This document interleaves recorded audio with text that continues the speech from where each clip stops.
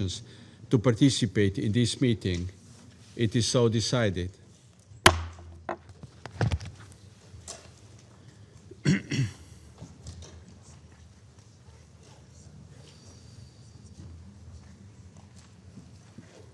The Security Council will now begin its consideration of item 2 of the agenda. I would like to remind everyone that this is an official meeting of the UN Security Council, being fully aware that today's briefing is not an easy one. For anyone in the room, I would like to particularly remind all participants and speakers at today's discussion to engage in this meeting with utmost respect and to observe appropriate standards of tone, wording, and content in their remarks. I now give the floor to Mr. Khaled Chiari. Thank you, Mr. President, Excellencies.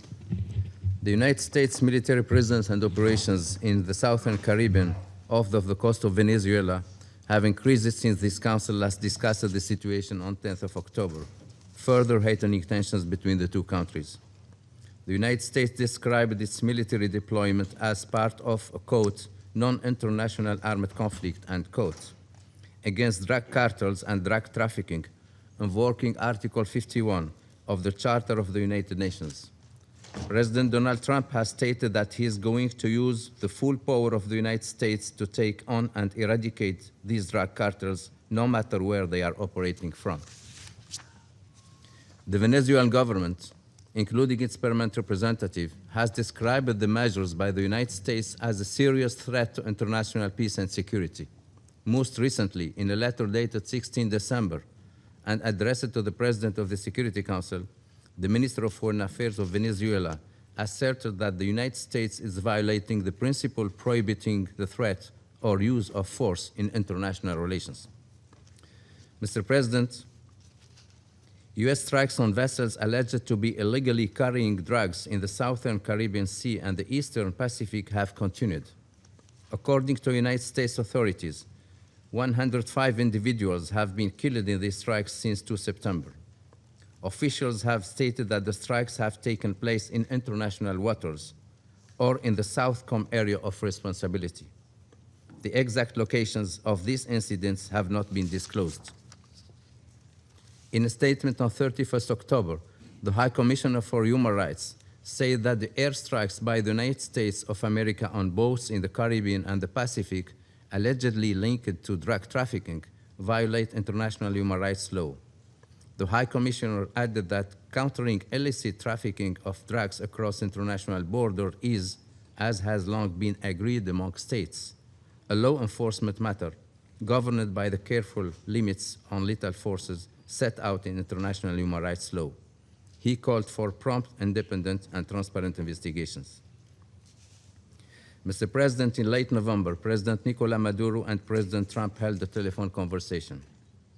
On 24th November, the United States designation of the Cartel de los Soles as a foreign terrorist organization entered into force under U.S. law. Subsequently, the United States imposed additional measures against organizations and individuals it alleges are linked to these activities. On 29 November, President Trump declared that the airspace above and around Venezuela should be considered closed in its entirety.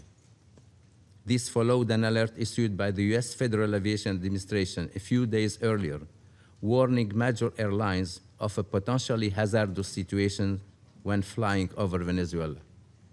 Since then, most international airlines have suspended or canceled flights to and from the country.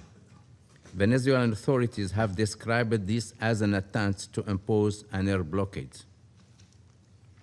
The International Civil Aviation Organization issued a statement on 1st of December recalling that, and I quote, Article 1 of 1944 Convention of International Civil Aviation recognizes that every state has complete and exclusive sovereignty over the airspace above its territory, end of quote. The statement further noted, and I quote, any state can issue any information to its own operators regarding risks for flights over or in proximity of any geographic zones, including of another state, end of quote. On 10 December, tensions increased further when President Trump announced that the United States had seized an oil tanker off the coast of Venezuela, stating that the government of Venezuela was using oil to finance criminal activities. He also declared that, and I quote, "The Venezuelan regime has been designated a foreign terrorist organization under United States law and ordered the total and complete blockade of all sanctioned oil tankers going into and out of Venezuela," end of quote. Subsequently, the United States authorities imposed sanctions on 6 shipping companies operating in Venezuela's oil sector and 6 vessels allegedly associated with these companies, which the U.S. claims have engaged in deceptive and unsafe shipping practices. Venezuelan authorities described these actions as a unilateral naval blockade. In identical letters dated 17 December and addressed to the Secretary General and the President of Security Council, the permanent representative of Venezuela stated that the U.S. actions violate Venezuela's national sovereignty, territorial integrity, and political independence. The letter further asserted that the naval blockade imposed unilaterally constitutes a violation of international law. In recent days, reports indicate that the Venezuelan Navy has been escorting ships departing its ports with petroleum products. On 20 December, the United States interdicted another tanker off the coast of Venezuela that was transporting oil from Venezuela. According to a United States announcement, the vessel was suspected of carrying oil subject to sanction under U.S. laws. On 20 December, U.S. Coast Guard pursued a 3rd oil tanker off the coast of Venezuela. Reportedly, the ship did not submit to boarding during the attempted interdiction and continued sailing away from the Caribbean Sea. U.S. actions have received support from some regional allies, but other member states within and beyond the region have voiced concern over the militarization of the Southern Caribbean and stressed the importance of respecting national sovereignty and international law. Several member states have echoed call for de-escalation and dialogue to address ongoing tensions. Mr. President, Excellencies, in September, citing external threats, President Maduro enacted a decree expanding the government's emergency powers. Public life has become further militarized, while Venezuelans continue to face serious human rights concerns and socioeconomic challenges. The UN Human Rights Office reported coerced enlistment into the Bolivarian militia, including adolescents and older persons. The High Commissioner has also reported on sweeping restrictions on freedom of expression and peaceful assembly, arbitrary detention and enforced disappearances, as well as acute social and economic strain. He called for an immediate end of enforced disappearances, incommunicado detention, and unauthorized transfers of detainees to unknown locations. The High Commissioner further reiterated the disproportionate impact of broad sectoral sanctions on Venezuela's most vulnerable populations, noting that these measures also hinder the work of human rights and humanitarian organizations. He called for the sanctions to be reassessed and lifted. Venezuela's economy was already extremely fragile, with soaring inflation, currency instability, and widespread income erosion. Millions are unable to meet basic needs. Recent air and maritime restrictions, along with reduced exports, risk further constraining the government's fiscal ability to deliver basic public services. As the humanitarian situation deteriorates, the United Nations and its partners continue to work and deliver assistance in support of the Venezuelan people, including through recent financial allocations of the United Nations Central Emergency Response Fund and the Venezuela Humanitarian Fund.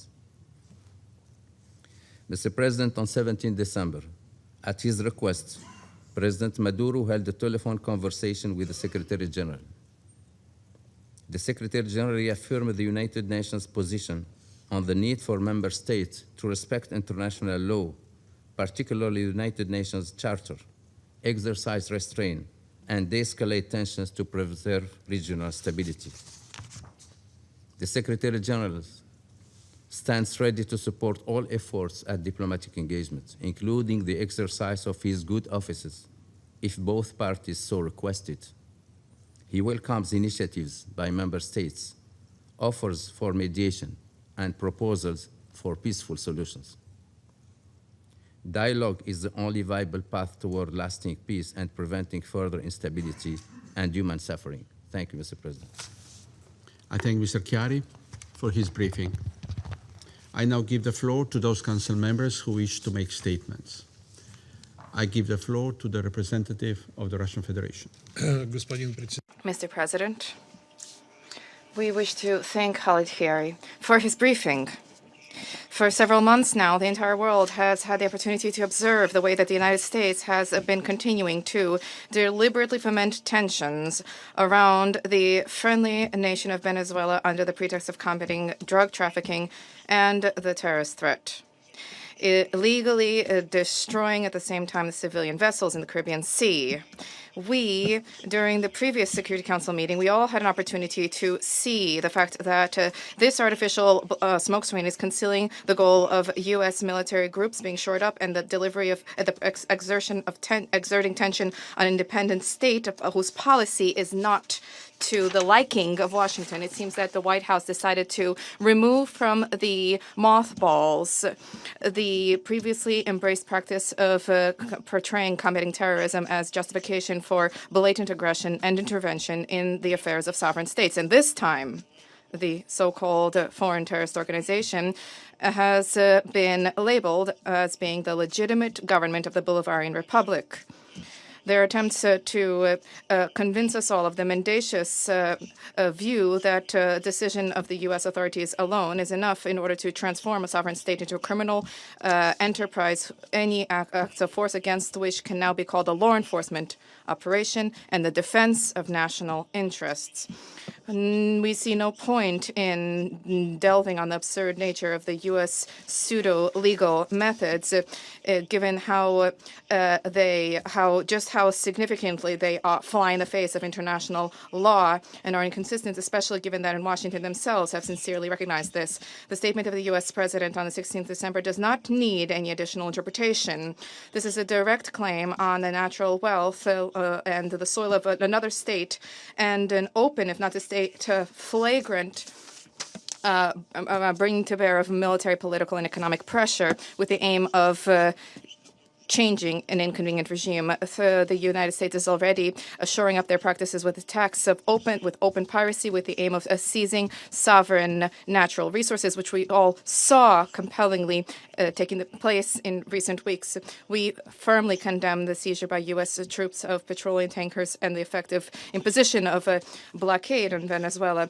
The acts by the U.S. side run counter to all key norms of international law, including the UN Convention on Law of the Sea, Security Council resolutions, and the Charter itself of the United Nations.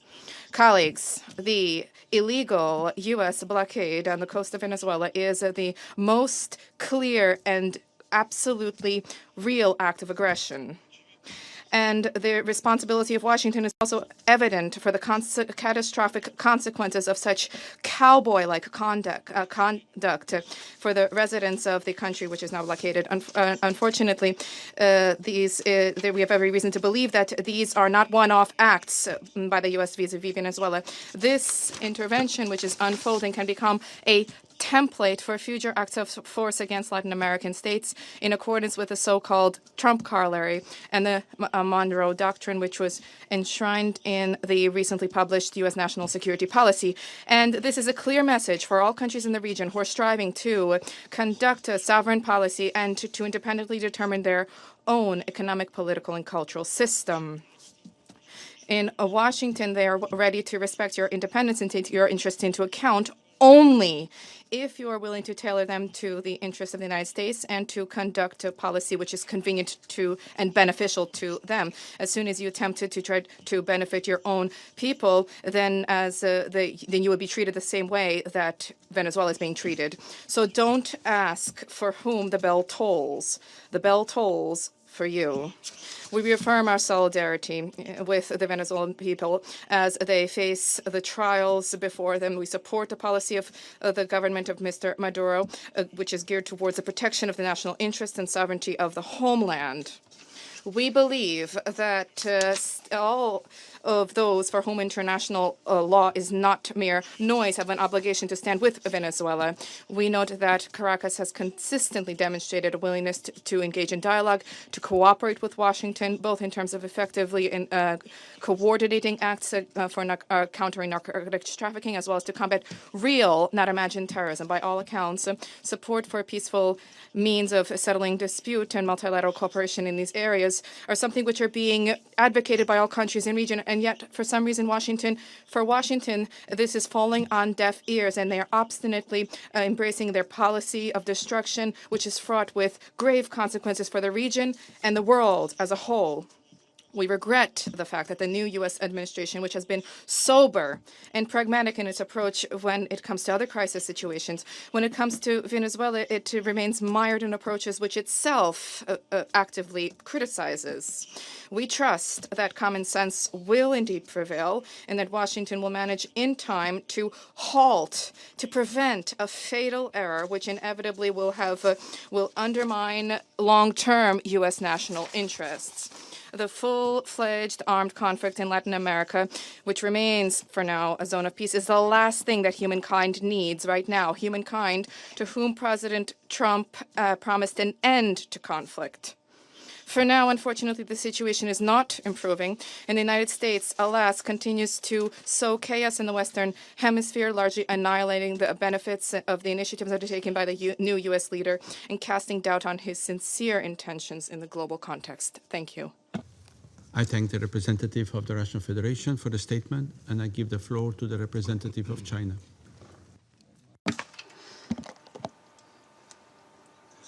President, China appreciates the Slovenia presidency for convening this emergency meeting requested by Venezuela and supported by Russia, China, and other countries. We thank ASD for his briefing. For some time now, under the pretext of combating drug trafficking, the United States have continued to increase its military deployment in the waters of the Caribbean off the coast of Venezuela. It has escalated sanctions, blockades, and military threats against Venezuela, and claimed to have sunk Venezuelan vessels, shot dead crew members, and seized oil tankers. It has designated the Venezuelan government as a foreign terrorist organization, claimed that Venezuela's territory, oil, and assets belong to the United States, and even threatened military strikes against the Venezuelan territory. The U.S. actions and the rhetoric have led to continued tensions in the region, raising serious concerns among regional countries and the international community. The UN Charter establishes fundamental principles governing international relations, including sovereign equality, non-interference in internal affairs, and peaceful settlement of disputes. They constitute the cornerstone of international rule of law and are crucial for maintaining world peace and security.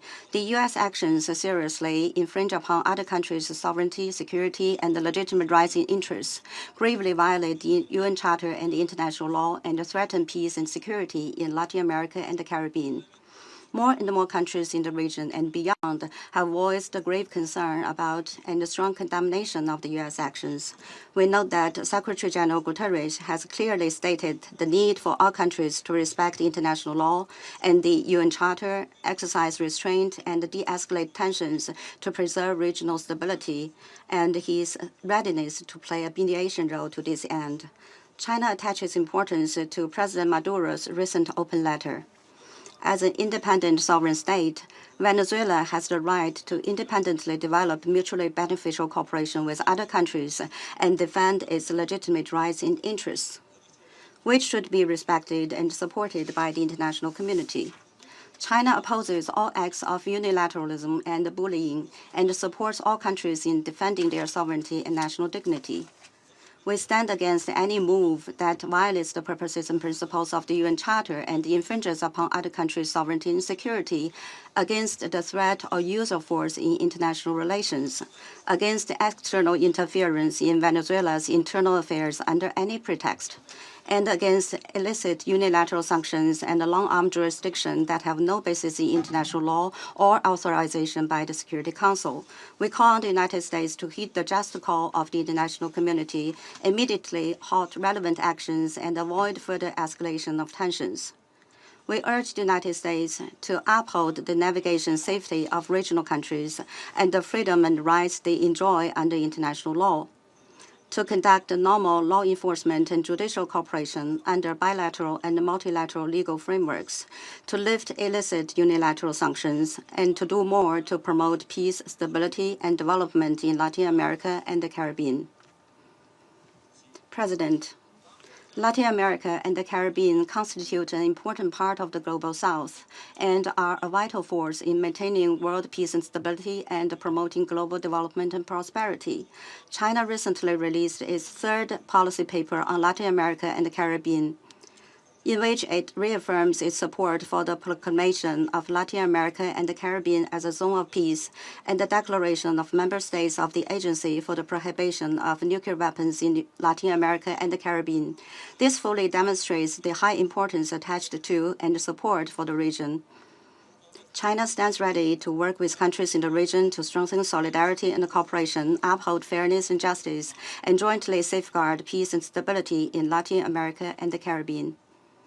Thank you, President. I thank the representative of China for the statement, and I give the floor to the representative of the United States. Thank you, Mr. President. Let me begin by stating and reiterating the United States does not recognize Nicolás Maduro or his cronies as the legitimate government of Venezuela. Nicolás Maduro is a fugitive from American justice and the head of the foreign terrorist organization Cartel de los Soles. In fact, Maduro and his regime stole the election, and the international community has the receipts. President Trump has been very clear that he is going to use the full power of the United States of America, the full might of the United States, to take on and eradicate these drug cartels which have operated with impunity in our hemisphere for far too long, and everyone knows it. The single most serious threat to this hemisphere, our very own neighborhood, and the United States, is from transnational terrorist and criminal groups. These cartels are not like the mafia. These cartels are sophisticated, very technically capable, well-financed, and are wreaking havoc in our region. In its own 2025 World Drug Report, the UN Office on Drugs and Crime identified Venezuela as the key trafficking route in the entire Western Hemisphere for illegal drugs and for illegal narcotics and materials entering the United States and increasingly Europe. The United States will impose and enforce sanctions to the maximum extent to deprive Maduro of the resources he uses to fund Cartel de los Soles, which the United States has designated as a foreign terrorist organization along with Tren de Aragua. Important to this council meeting today, this includes profits from the sale of oil used to finance these cartels. The reality of the situation is that sanctioned oil tankers operate as the primary economic lifeline for Maduro and his illegitimate regime. The sanctioned tankers also fund the narco-terrorist group Cartel de los Soles. Maduro is responsible for trafficking, using these resources and using these profits into both the United States and Europe. And one has to ask, why have sanctions, either bilaterally, unilaterally, or backed by the international community, if they're not enforced?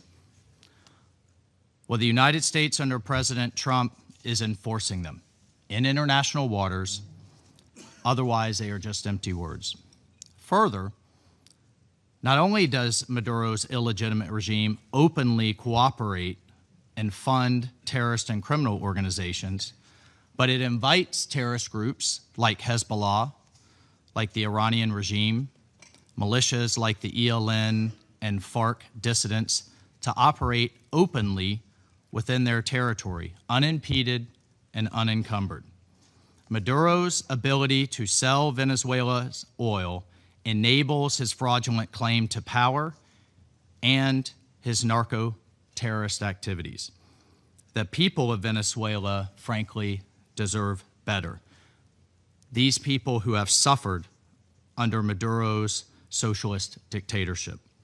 It is the action and policies of the illegitimate Maduro regime that pose an extraordinary threat to our hemisphere's peace and stability, and to that of the United States. The bottom line is whether it is physical attacks on our buildings and infrastructure, like we suffered on 9/11, or hybrid attacks, like flooding our country with criminals and deadly chemicals.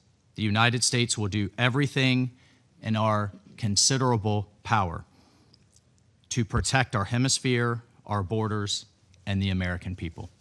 Thank you, Mr. President. I thank the representative of the United States for the statement. I give the floor to the representative of Panama. Gracias. Thank you, Mr. President. We're grateful to the President for convening this meeting, and we're also grateful to Assistant Secretary General for the Middle East, Asia, and Pacific, Mohammed Khalid Kyari, for his detailed report on the situation that brings us together today. We acknowledge the attendance of the delegations of the countries of the region who honor us with their presence. The peoples of Panama and Venezuela have maintained a deep and long-lasting historical relationship marked by the ideals of liberty and regional integration promoted by Simón Bolívar, and through concrete diplomacy and mediation efforts, starting from the Amphitrionic Congress of Panama that next year will mark its bicentennial, up to the joint mediation role played in the framework of the Contadora Group. It is precisely pursuant to this close history, shared history, that Panama cannot remain indifferent in the face of the profound political, economic, and humanitarian crisis, as well as the violations of human rights that currently are occurring in this brethren republic as a result of the decisions and practices of a regime whose actions have gravely eroded the democracy of its people. For Panama, there is no question that the opposition candidate, Mr. Edmundo González Urrutia, was the elected winner in the last elections. The records that confirm his victory and confirm the popular will expressed in the polls by the Venezuelan people remain and will continue to remain in the hands of Panama. Mr. President, our region is confronting very complex challenges in the area of security that are global in character, including transnational organized crime and drug trafficking. In this context, even though our region is not the main source of demand for narcotics, it has had to bear for decades the disproportionate cost due to the dynamics of production and distribution, reflected in the thousands of human lives lost as a consequence of the violence associated with this severe scourge. In this context, Panama urges the states of the hemisphere to coordinate and strengthen cooperation efforts to step up the fight against transnational organized crime, including trafficking of drugs, by using the relevant international instruments such as the United Nations Convention Against Transnational Organized Crime, UNTOC. At the same time, while sharing the legitimate concerns pertaining to drug trafficking and categorically rejecting any authoritarian regime, we would like to appeal for the respect of the UN Charter, and in particular its Article 2, that pertains to the sovereignty and territorial integrity of states, as well as the international legal human rights framework, including the right to life, freedom, and personal security. In this context, Panama notes with concern the recent security incidents recorded in the Caribbean Sea and the Pacific Ocean. These highlight the need to act strictly in adherence to international law and the UN Charter in order to avoid any escalation that could affect regional stability. As a transit country and with a maritime vocation, Panama will continue to advocate for any action that could affect the freedom of navigation, neutrality, stability, and peace in the oceans, that it be strictly in line with international law, including the United Nations Convention on the Law of the Sea, of which we are a party. The neutrality of the canal, enshrined in the international treaty signed between Panama and the United States in 1977, to which over 40 states have become parties, represents a fundamental guarantee for the free transit and stability. In this context, Panama reaffirms its commitment to preserve the aforementioned neutrality as a pillar of peace and regional and global stability, while it urges the states who have not yet signed on to this instrument to join it, thus contributing to international maritime peace, stability, and cooperation. Panama would like to make an appeal for dialogue and a peaceful and sustainable solution in Venezuela. And we believe that it is timely for the United Nations, especially the Secretary General, to use his mechanisms of preventive diplomacy to contribute to the de-escalation of tensions.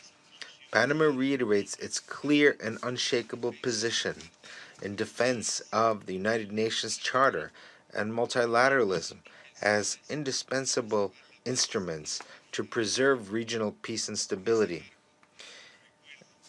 In this framework, we would like to recall that Latin America and the Caribbean was declared a zone of peace 11 years ago and will continue to promote this condition so that the region preserves it, advocating constantly for respect for international law and human rights for the benefit and well-being of our peoples. Thank you. Representative of Panama for the statement, and I give the floor to the representative of the United Kingdom. Thank you, President. We thank ASG Khairi for his briefing, and we welcome the participation of many countries from the region. We have long been clear that Nicolás Maduro's regime claim to power lacks legitimacy.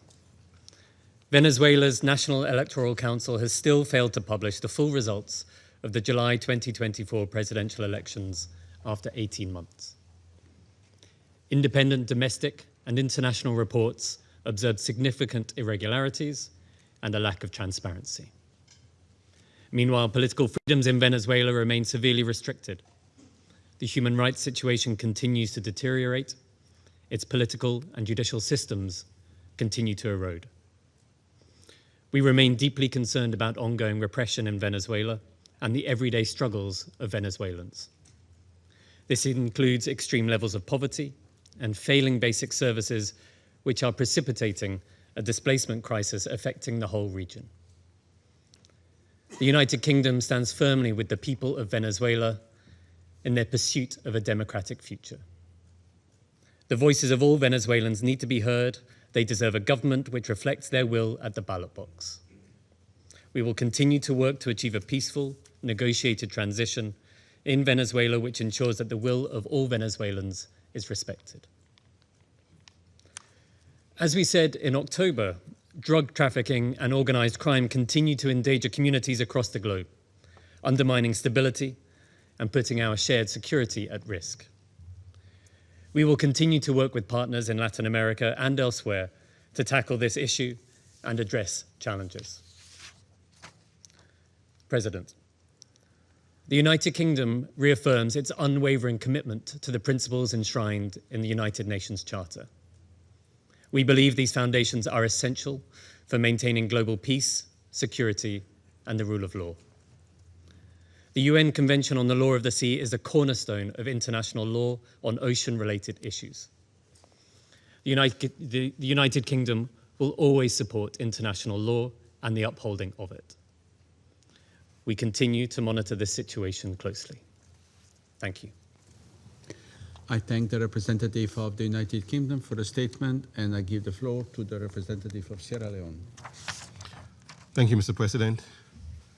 Mr. President, I also thank ASG Khalid Kiari for his important briefing. Sierra Leone takes note of the relevant letters by the permanent representative of the Bolivarian Republic of Venezuela and the concerns placed before the Council regarding developments in the Caribbean Sea.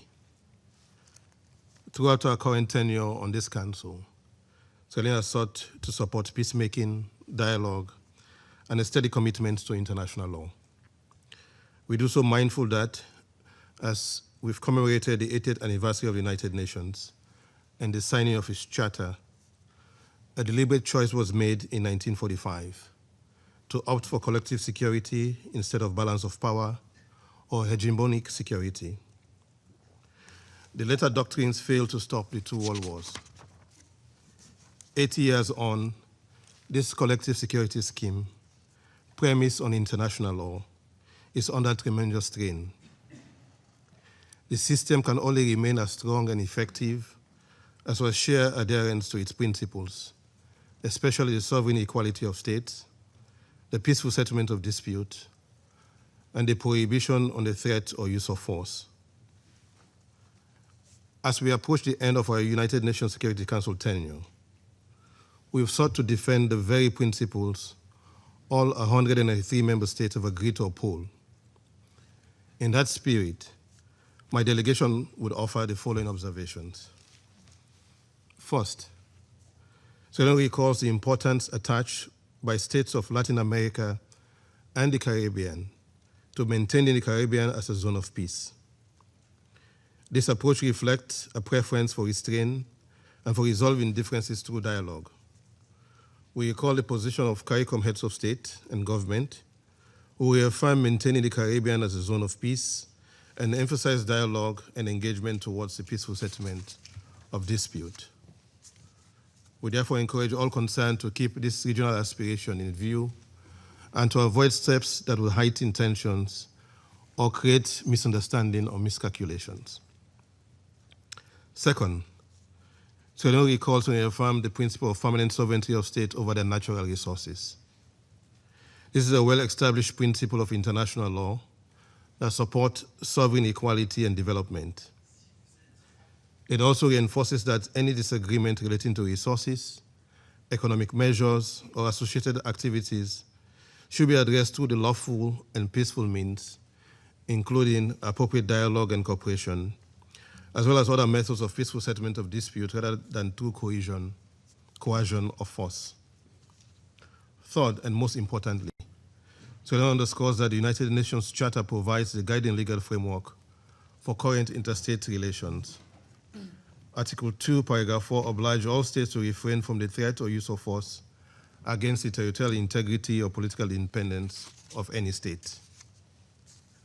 The Charter permits the use of force only in limited and clearly defined circumstances, such as when authorized by this Council under Chapter 7 or in the exercise of the inherent right of self-defense in response to an armed attack consistent with Article 51. These rules are central to international stability and are intended to prevent escalation, miscalculation, and illegal wars of choice. Mr. President, these principles are particularly relevant in the maritime domain. Sierra Leone recalls that the high seas are governed by international law, including the United Nations Convention on Law of the Sea, which codifies relevant customary international law applicable to parties concerned and provides a framework for navigation, maritime safety, and the peaceful use of the oceans. For many states, especially developing and small states, predictable maritime rules are essential to trade, development, and regional stability. Against this backdrop, Sierra Leone notes the report of incidents at sea involving the use of force and loss of life. Without prejudging the facts, we emphasize a general point of law.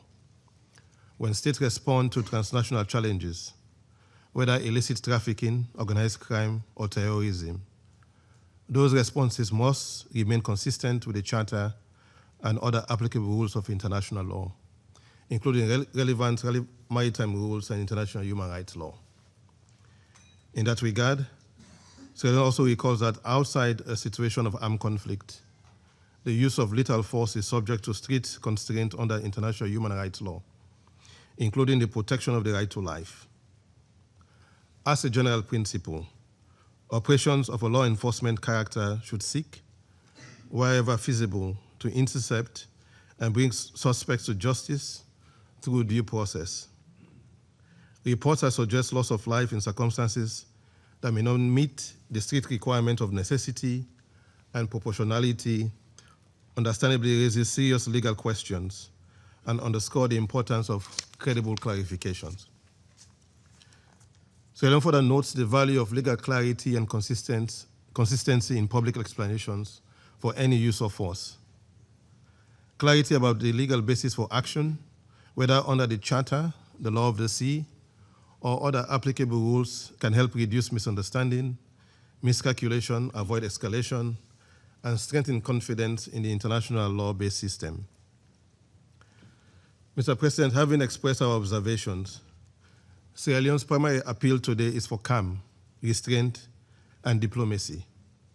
We encourage all parties concerned to avoid rhetoric or actions that could aggravate tensions and to pursue appropriate channels for dialogue, engagement, and peaceful settlement consistent with the UN Charter. We therefore welcome the statement by the Secretary General and his offer to use his good office's role in this regard. The Council's role is also to uphold the integrity of the international law framework. Where tensions arise, the consistent reaffirmation of the Charter principles can help create space for de-escalation and constructive engagement. In that respect, Sierra Leone reiterates that the consistent application of international law is essential to maintaining trust in multilateralism and to safeguarding the collective security scheme. In closing, we wish to reiterate that through restraint, dialogue, and fidelity to the law, peace is best protected. Yet it may be more effective to conclude with a simple message. Let peace reign, and blessed are the peacemakers. I thank you. I thank the representative of Sierra Leone for the statement, and I give the floor to the representative of Pakistan. Thank you, Mr. President. I thank ASG Khalid Kiari for his briefing. I also welcome the participation of the permanent representative of Venezuela in this meeting, along with representatives of many other countries of the region. We remain deeply concerned by the disturbing news emerging from the Caribbean region and the escalating tensions. We take note of Venezuela's letters addressed to the President of the Security Council and that of yesterday, 22nd December, sharing its perspective on these developments and highlighting the potential risks to regional peace, security, and stability that require the attention of the Council. In a world marred by polarization, with conflicts affecting the lives and livelihoods of millions around the globe, it is all but imperative to once again underscore the centrality and inviolability of the UN Charter and its core principles, including friendly relations among nations based on respect for the principles of equal rights and self-determination of peoples, sovereign equality of all member states, peaceful settlement of disputes, prohibition on the threat or use of force against the territorial integrity or political independence of any state, and non-interference in the internal affairs of other states. Any unilateral measures that run contrary to these cardinal principles and the tenets of international law risk setting dangerous precedents with far-reaching consequences. Mr. President, we firmly believe that the current trajectory serves no one's interests. The path of confrontation and zero-sum approaches do not bode well for peace and tranquility in the region. Any action that negatively impacts vital economic lifelines, exacerbates humanitarian challenges, and closes the doors to dialogue must be avoided. We firmly believe that the principles of sovereignty, territorial integrity, and political independence of states, as enshrined in the UN Charter, are sacrosanct. We also reiterate our support for the principles reaffirmed by UN General Assembly Resolutions 1803 and 3171 on permanent sovereignty over natural resources, endorsing the inalienable right of peoples and nations to freely dispose of their wealth, including natural resources. My delegation reiterates once again our consistent and principled position that any measures undertaken to counter transnational organized crime or cross-border narcotics, drug trafficking must be undertaken in a cooperative manner and should remain in full conformity with international law. Mr. President, allow me to conclude by calling upon all sides to exercise maximum restraint, to de-escalate tensions, and to refrain from any actions that could further aggravate the situation. We urge all sides to engage in diplomacy for peacefully resolving their differences, respecting the imperative of peaceful coexistence, and choosing the path of dialogue and cooperation to ensure that the Latin American and Caribbean region is indeed a zone of peace. I thank you. I thank the representative of Pakistan for the statement, and I give the floor to the representative of Somalia. Mr. President, we thank you for convening this meeting in response to the letter from the Bolivarian Republic of Venezuela. We also extend our appreciation to ASG Khalid Khiari for his comprehensive briefing on the warring development. We welcome the representative of the Bolivarian Republic of Venezuela, as well as the representatives from the region to this meeting. Our delegation is following the developments in the Caribbean region with close attention and concern. The issues raised today highlight the risks that heightened tensions can pose the regional and international peace and stability. In this context, we wish to emphasize the importance of restraint, calm, and dialogue among all concerned parties.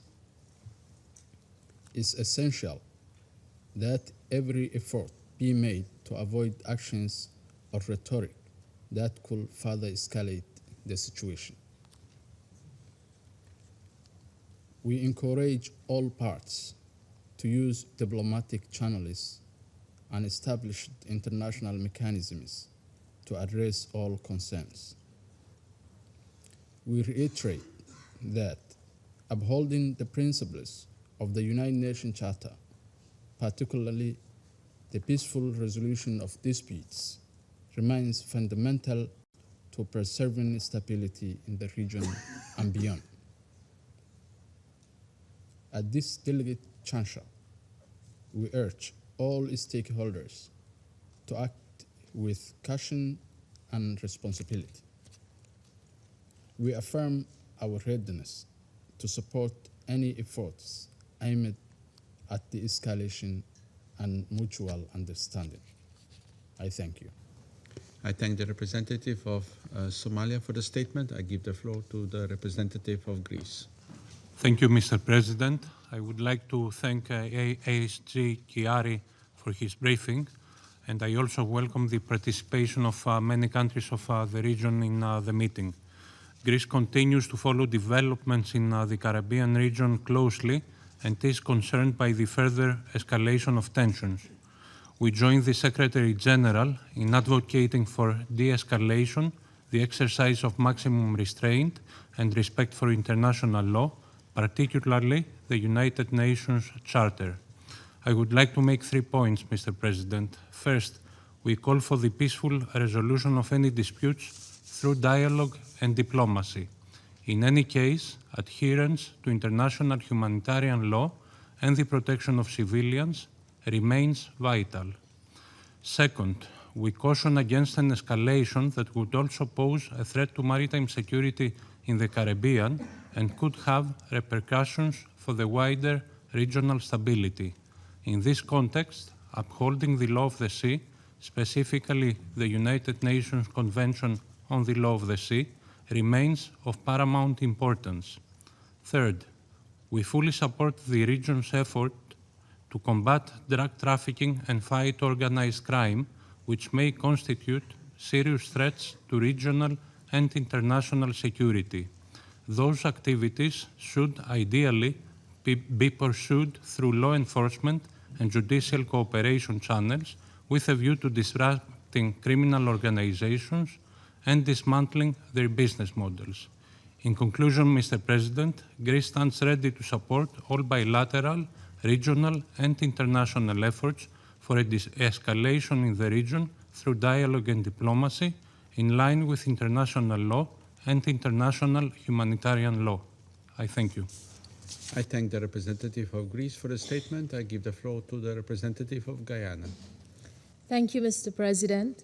I thank ASG Chiari for his comprehensive briefing and welcome the participation of the permanent representative of Venezuela and representatives of other member states from our region in today's meeting. Colleagues, this Council is tasked with the solemn responsibility of the maintenance of international peace and security in accordance with the United Nations Charter. It is not an exaggeration to say that peace and security in our region are gravely threatened, meriting the Council's urgent attention. Guyana is among those states most affected by these threats.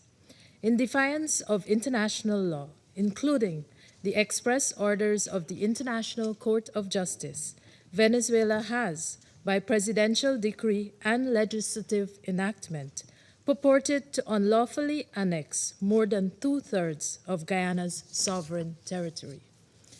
It has built up its military forces adjacent to our territory to threaten us with outright seizure of it. Disregarding the universally recognized international boundary between our two states, it has allowed and facilitates the transport of illicit drugs into Guyana while illegally mining Guyanese gold and smuggling it out of our country.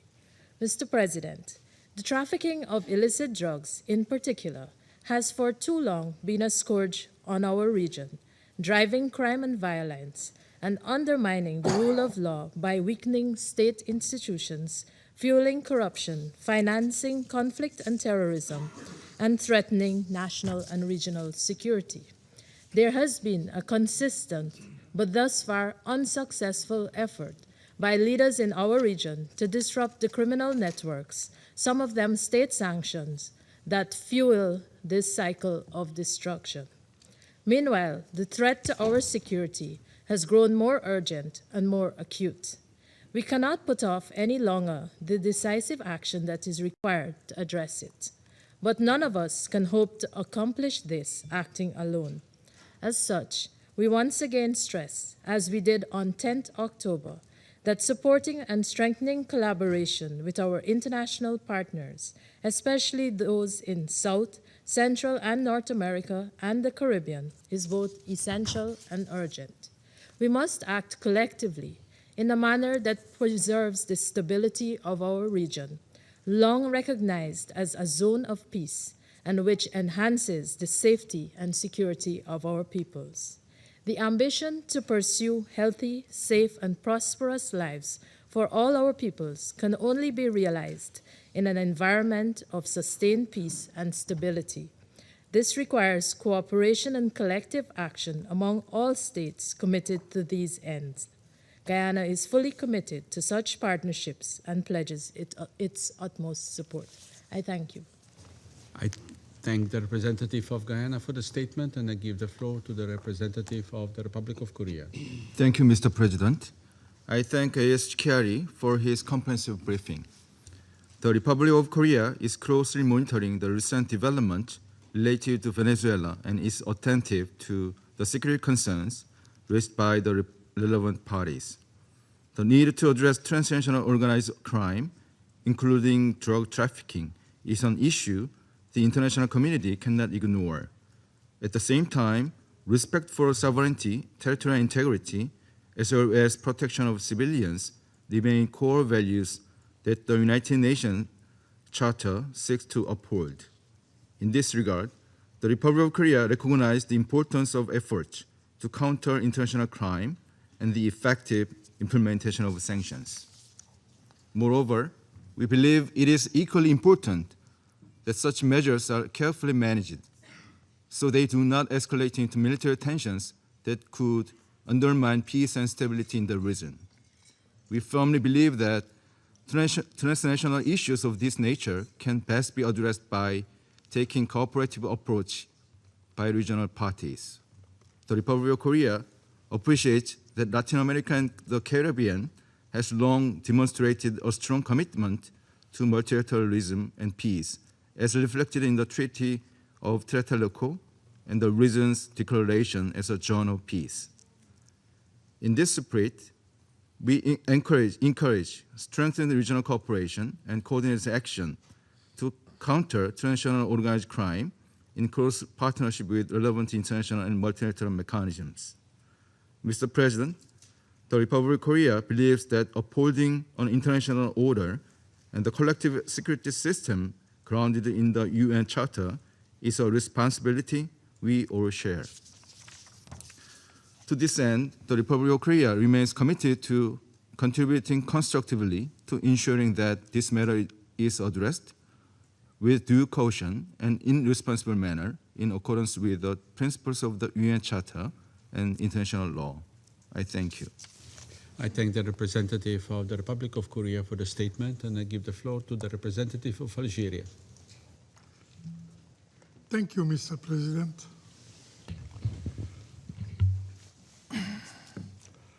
At the outset, I would like to thank you for convening this meeting at such a critical moment. I also wish to thank ASG Khaled Khiari for his detailed and informative briefing. And I would further like to welcome the participation to this meeting of the representatives of Venezuela, Argentina, Brazil, Chile, Colombia, Cuba, Mexico, Nicaragua, and Paraguay. President, Algeria is following recent developments in the Caribbean region with close attention and with deep concern, particularly reports regarding actions directed at Venezuelan oil tankers. These developments raise serious questions and risk further heightening tensions in an already delicate regional context. In this regard, Algeria underscores the imperative of avoiding any steps that could lead to escalation or confrontation, as such outcomes would have serious consequences for regional and international peace and security. The Charter of the United Nations enshrines the fundamental principles that rules peaceful relations among states. These include respect for sovereign equality, self-determination of peoples, territorial integrity, non-interference in internal affairs, and the peaceful settlement of dispute. It is paramount in this regard to recall Article 2, Paragraph 4 of the UN Charter, which states, and I quote, "All members shall refrain in their international relations for the threat or use of force against the territorial integrity or political independence of any state, or in any other manner and consistent with the purposes of the United Nations. These principles are not merely aspirational. They constitute binding obligations under international law and frame our collective responsibility for the maintenance of international peace and security.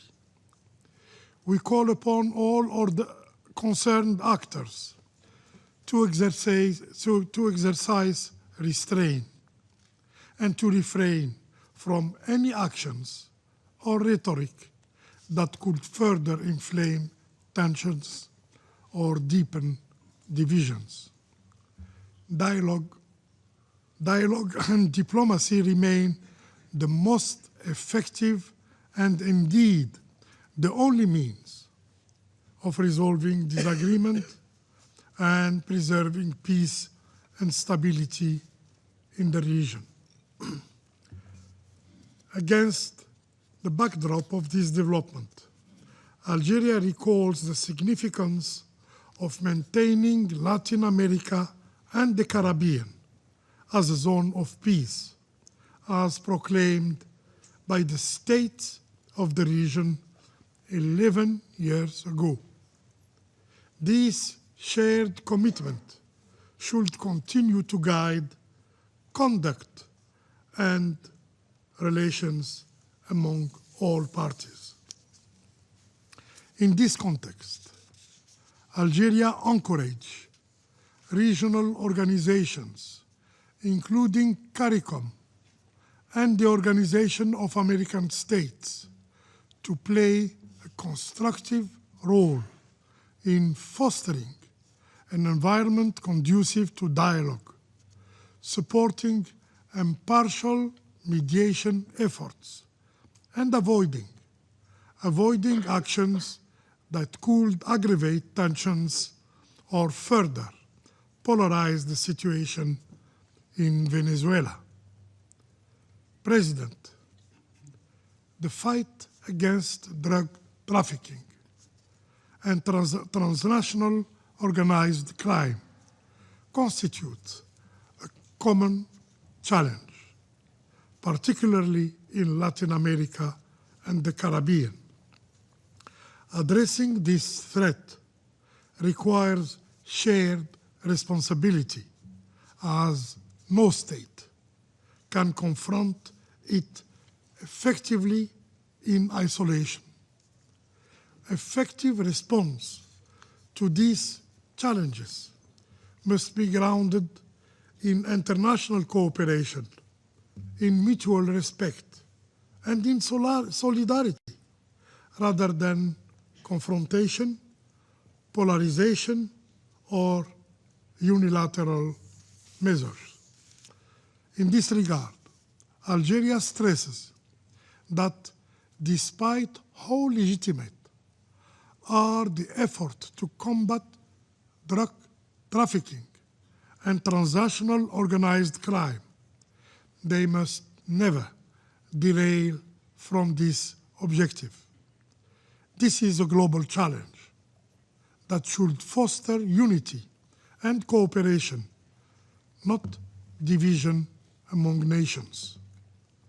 In conclusion, President, Algeria calls on all parties to adhere strictly to the principles and purposes of the Charter of the United Nations. History has repeatedly demonstrated that war and military intervention do not lead to lasting peace. On the contrary, they undermine it, as they always produce ripple effects that extend beyond borders, affecting neighboring countries and entire regions.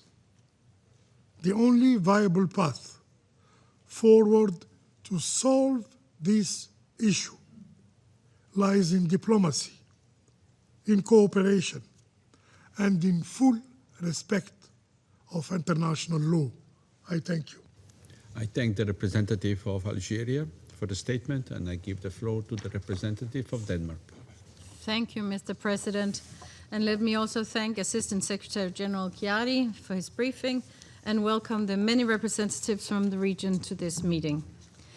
Denmark joins the Secretary General in expressing concern about the heightened tensions in the Caribbean Sea. Tensions that have continued to increase since this Council last met to discuss the topic in October. We have taken note of the letters sent to the Security Council by the permanent representative of Venezuela over the past several weeks, expressing concern about continued escalations and military buildup. Denmark also takes note of the official statements from the United States government on their operations to combat drug traffickers and stem the illicit flow of illegal narcotics. Mr. President, drug trafficking remains a persistent threat to the safety, health, and well-being of millions around the world. Denmark recognizes the devastating impact of this organized crime and underscores that all counter-narcotic efforts must be done in accordance with international law, including the fundamental principles and rules in the UN Charter. This also includes treaties such as the UN Convention Against Illicit Traffic in Narcotic Drugs and Psychotropic Substances and the UN Convention on Law of the Seas. We further stress multilateral initiatives and enhanced international cooperation to combat drug trafficking, to target sources of financing, and to bolster border control.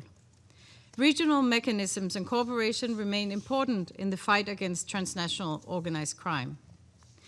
Mr. President, Denmark underscores the importance of preserving the Caribbean as a zone of peace, as proclaimed by leaders of the Community of Latin American and Caribbean States. Denmark strongly urges all parties to strictly adhere to international law and to de-escalate tensions and exercise the necessary restraint. Maritime security in the Caribbean Sea must be preserved. Differences must be resolved through peaceful means, diplomacy, and political solutions. We further urge greater engagement with the United Nations and regional bodies such as the CARICOM and the OAS to play a role in facilitating dialogue and de-escalation. Mr. President, before I conclude, I want to express Denmark's solidarity with the people of Venezuela and their inherent right to democracy, freedom, and inalienable human rights. We do not believe the democratic will of the people of Venezuela was respected during the election in 2024, which were not transparent and also failed to meet the international standards of electoral integrity. We further remain deeply troubled by the Maduro's regime's continued repression and its sustained assault on the fundamental human rights of the Venezuelan people, particularly through its targeting of opposition voices, independent media, and human rights defenders.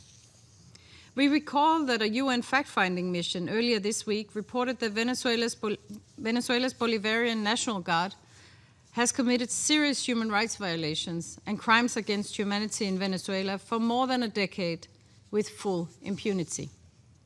In this context, we regret the recent decision of the National Parliament of Venezuela to initiate the country's withdrawal from the International Criminal Court.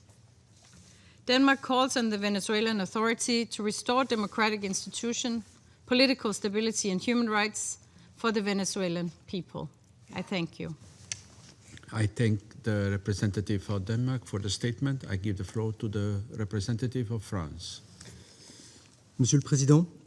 Mr. President, I wish first and foremost to thank the Assistant Secretary General, Mr. Chiari, for his statement.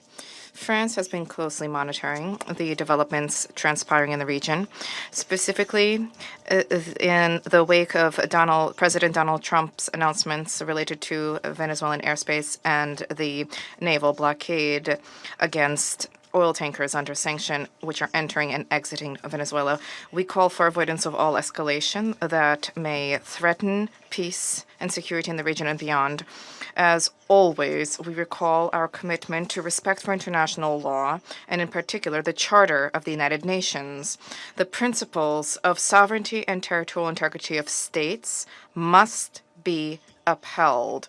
International disputes must always be resolved peacefully in accordance with Article 2, Paragraph 3 of the Charter. We support the Secretary General's call for restraint and immediate de-escalation, as well as his offer of good offices. We extend our support as well for the mediation proposals emanating from states in the region who may contribute.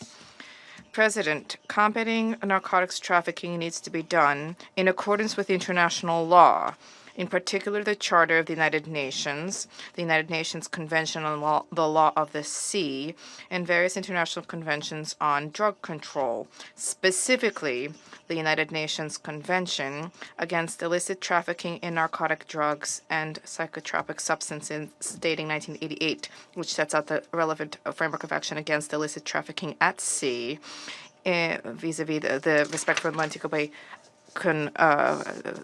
Convention and in respect for international law and human rights law. We reiterate our commitment to combating narcotics trafficking, which represents a growing threat to safety, health of our citizens and the stability of our societies.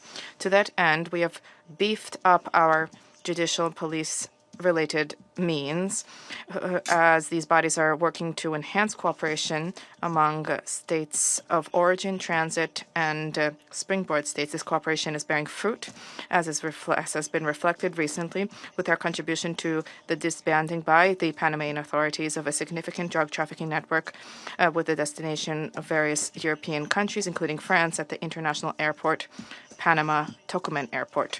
France reiterates our support for multilateral initiatives to dry up financing sources for trafficking networks and to beef up border control, specifically through mobilization for the establishment of a dedicated European sanctions regime for organized crime.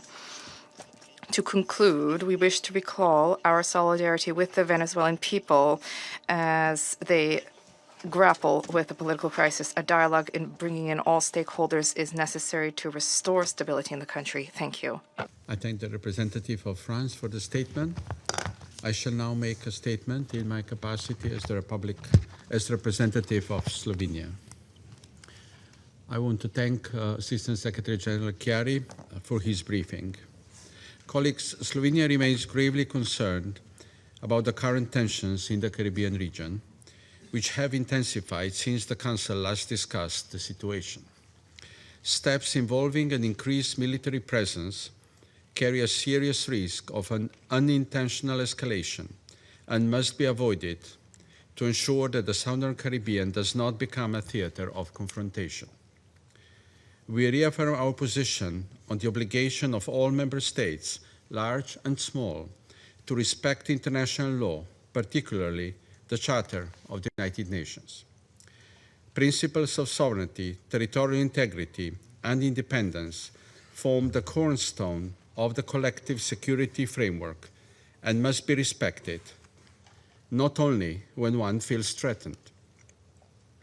We note that international law also serves as the anchor in addressing maritime security challenges, including efforts to suppress illicit traffic in narcotic drugs, as well as ensuring the safety of maritime navigation. Colleagues, Slovenia is deeply troubled by the potential wider repercussions of these tensions for a region already facing unprecedented migration pressures. At this critical moment, it is imperative that member states exercise restraint and work to de-escalate the situation in order to preserve regional stability.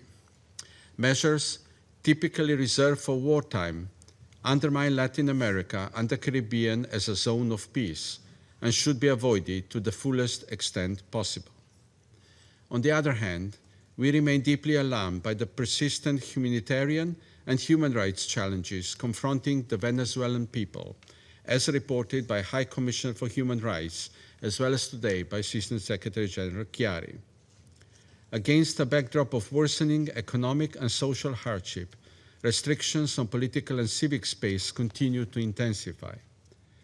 We are equally concerned by reports of the detention of dozens of foreign citizens who have been denied communication and access to their diplomatic and consular representatives, a clear breach of fundamental obligations under international law, in particular those enshrined in the Vienna Conventions. We call on Venezuelan authorities to fully uphold these obligations and, based on the rule of law, create the conditions necessary for a credible, inclusive, and meaningful political dialogue that respects the will of Venezuelan people. To conclude, as in any other conflict, there is no military solution to disagreements between the United States and Venezuela and the tensions in the Caribbean. We welcome and encourage initiatives by regional leaders aimed at pursuing peaceful avenues for de-escalation. I resume my function as President of the Council. I now give the floor to the representative of the Bolivarian Republic of Venezuela.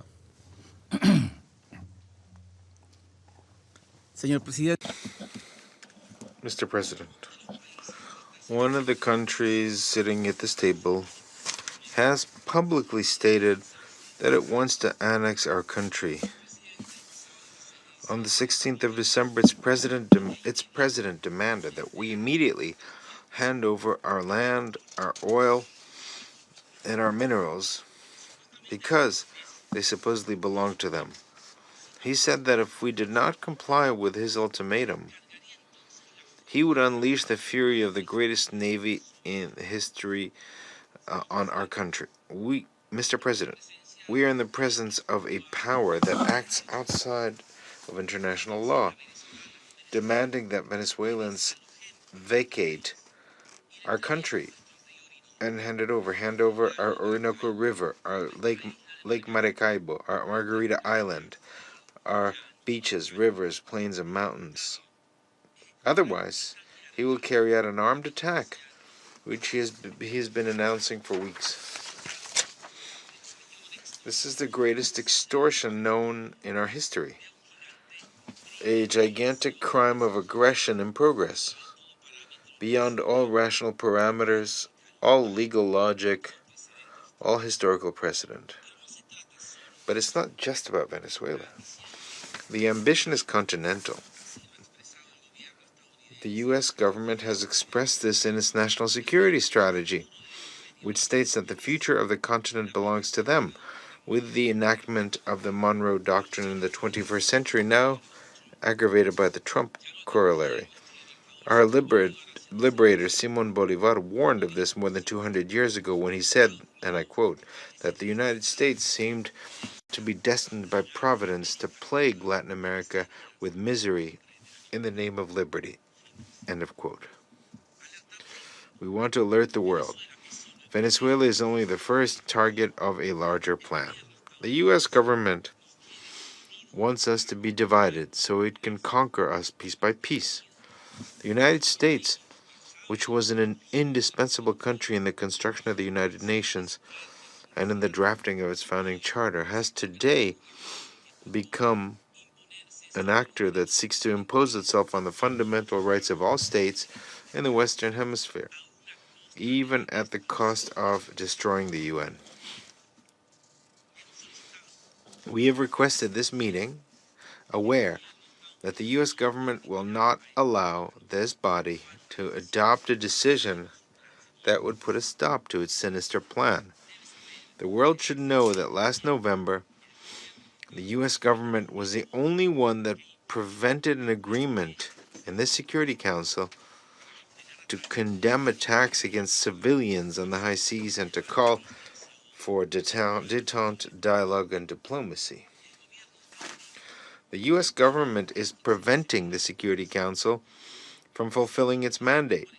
If in 1945 that country was a force for good, today it has become a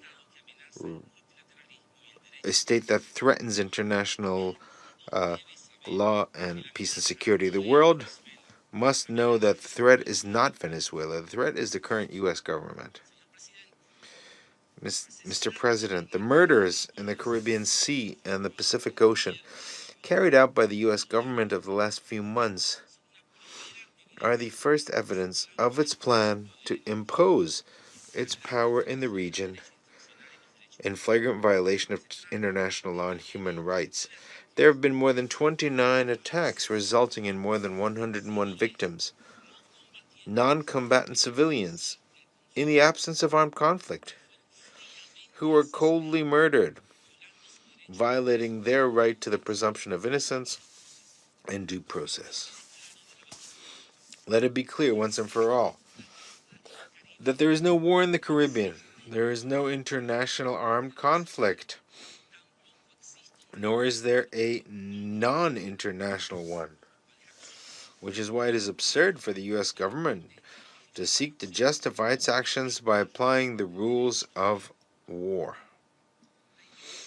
The invocation of Article 51 of the United Nations Charter to explain terrorism against civilians, masked by the argument of self-defense, is a perverse distortion of the law, attempting to turn small unarmed boats in the Caribbean, thousands of kilometers from the United States, into alleged perpetrators of an armed attack with weapons of mass destruction. These are extrajudicial executions, willful killings committed by military force against unarmed civilians. We stated that before the Security Council on the 10th of October. Today, it is absolutely clear that the U.S. government is not only violating international law, but also its own domestic legislation. Today, when there are 4 times as many victims, they do not dare to show the recorded evidence of the killings because their cruelty would provoke worldwide revulsion. Despite this, today, with more than 100 victims, the killer who roams the Caribbean claims that there is no end in sight to their crimes against humanity. Mr. President, on 16th of December, President Donald Trump publicly stated the following, and I quote, "Today, I'm ordering a total and complete blockade of all sanctioned oil tankers going in and out of Venezuela," end of quote.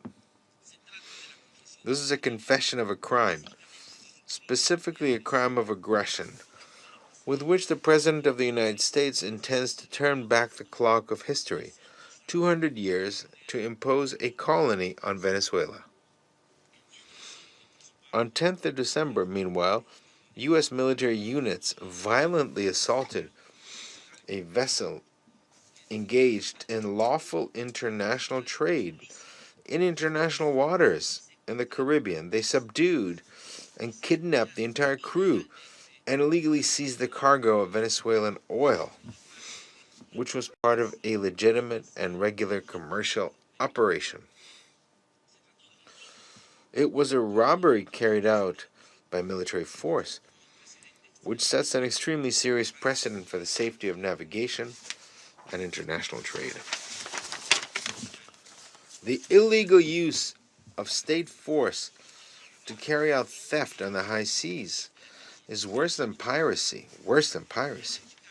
since in this case it is not only a matter of stealing commercial vessels, which is evidence of intentionality and violating their rights to navigate in international waters, but also of the de facto annexation of the entire Caribbean Sea by a naval power.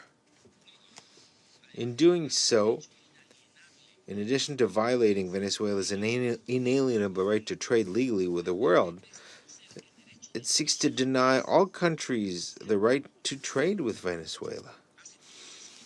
Just 3 days ago, on 20th of December, a second act of the same nature took place, when another vessel carrying Venezuelan oil was similarly seized by the U.S. military forces in international waters in the Caribbean.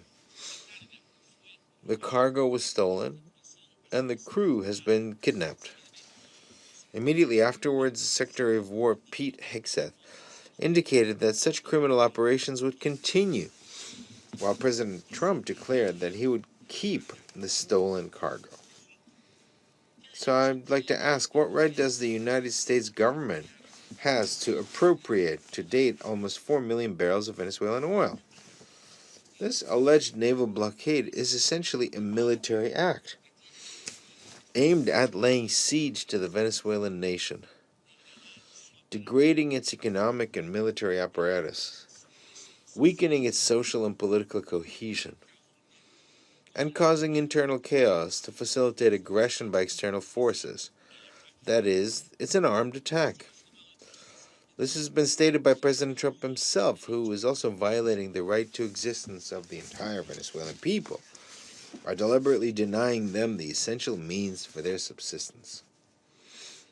Mr. President, on the 29th of November, President Trump stated, and I quote, "To all airlines, pilots,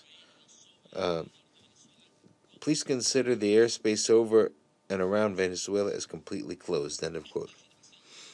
This statement was put into practice, among other things, by an electronic warfare campaign by U.S. military forces in the region, which has been blinding the navigation instruments of all civilian aircraft transiting Venezuelan airspace to provoke a security incident. Electronic interference in the Caribbean has nearly caused at least 2 tragedies involving U.S. civilian aircraft that were seconds away from colliding with aircraft belonging to their own country's air force. It should be noted that the civilian aircraft involved took off from Curaçao and Aruba, both bound for U.S. territory, proving that the danger created by that country's military forces against its own citizens also affects the airspace of other nations, such as the Netherlands Antilles. There can be no doubt the U.S. government poses a threat to the entire region, which has been declared a zone of peace since 2014. As we warned this body on the 9th of October, this type of behavior, combined with a series of unreported military incursions into Venezuela's flight information region, non-notified, unreported, is an attempt to provoke a direct confrontation. In other words, to fabricate a provocation that would allow Article 51 of the United Nations to be falsely invoked. The U.S. government, the aggressor, requires its propaganda apparatus to present it to the world as a country under attack, to initiate an armed conflict. We denounce this dangerous manipulation and assure the world that we will not lose our composure in defending the peace of our nation. Let us repeat, the threat is not Venezuela. The threat is the U.S. government. This set of proven facts cannot be viewed in isolation. They must be understood as a cumulative process of aggression that increases the destructive impact on the Venezuelan nation. They constitute illegal acts of direct use of armed force against a nation that is at perfect peace and has no conflict whatsoever with the United States.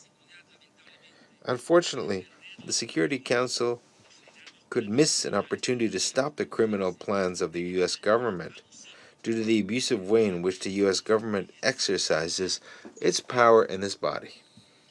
Today, the red line has been crossed, and the U.S. government bears international responsibility for the ongoing aggressions. Mr. President,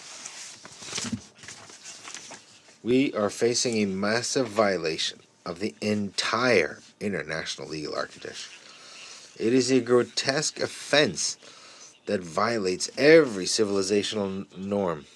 Today, the U.S. government is imposing chaos and destruction on international relations, just as the evil actors who caused the Second World War did.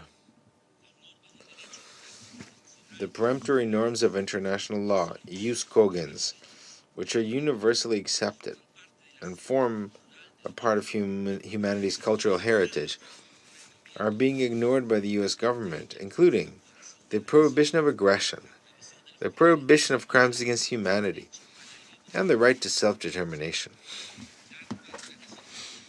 Article 2 of the Charter of the United Nations establishes guiding principles for international relations that the U.S. government is flagrantly violating. We refer to the principle of legal equality of states, as well as the principle of refraining from the use of, or the threat of the use of force against the territorial integrity and political independence of states. The Universal Declaration of Human Rights establishes that every individual has the right to liberty and security of a person. Similarly, the International Covenant on Civil and Political Rights, to which the United States is a party, establishes life as an inherent right of every person, which no one may be arbitrarily deprived of. This central instrument also prohibits the deprivation of the means of subsistence of entire peoples.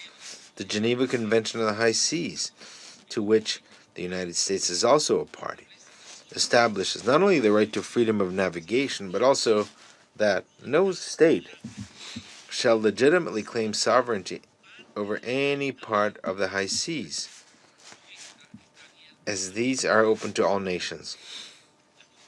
The jurisprudence established by international courts confirms in turn that the principles of non-intervention in the internal affairs of states, refraining from the use or the threat of force, and respect for sovereignty are part of customary international law as reflected in judgments dating from 1986 to the present.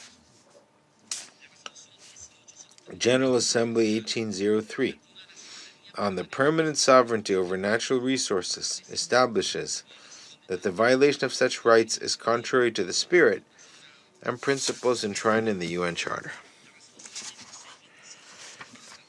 General Assembly Resolution 2625 establishes that a war of aggression constitutes a crime against peace, that it entails responsibility, and that another state shall not acquire the territory de adquisición por parte de otro Estado como resultado de la amenaza o el uso de la fuerza. La resolución 3314 de la Asamblea General señala que, independientemente de que haya o no declaración de guerra, el bloqueo de los puertos o de las costas de un Estado por las Fuerzas Armadas de otro Estado se constituye en un acto de agresión. A pesar de tener obligaciones jurídicamente vinculantes respecto a todos estos instrumentos, el gobierno de los Estados Unidos los viola abiertamente y con total impunidad. Sin embargo, el gobierno de los Estados Unidos, que se comporta como un actor irresponsable de la comunidad de naciones, pretende convencer al mundo de que la ley es para estricto cumplimiento de todos menos del gobierno de los Estados Unidos. Esa es la ideología del excepcionalismo, un Estado por encima de las leyes, un Estado sobre todo el mundo. Señor presidente, queda absolutamente claro que el problema no es Venezuela, el problema es el gobierno de los Estados Unidos. La transgresión masiva de la legalidad internacional debe ser entendida en sus raíces y por esta razón debemos desenmascarar las operaciones de desinformación que se han puesto en marcha por parte del gobierno de los Estados Unidos con un gigantesco aparato de propaganda para justificar su agresión contra un país pacífico como lo es Venezuela. Ya en el año 2019 se intentó imponer un gobernante títere para sustituir al gobierno legítimo de Venezuela y se llevaron a cabo operaciones clandestinas de sabotaje a los servicios esenciales.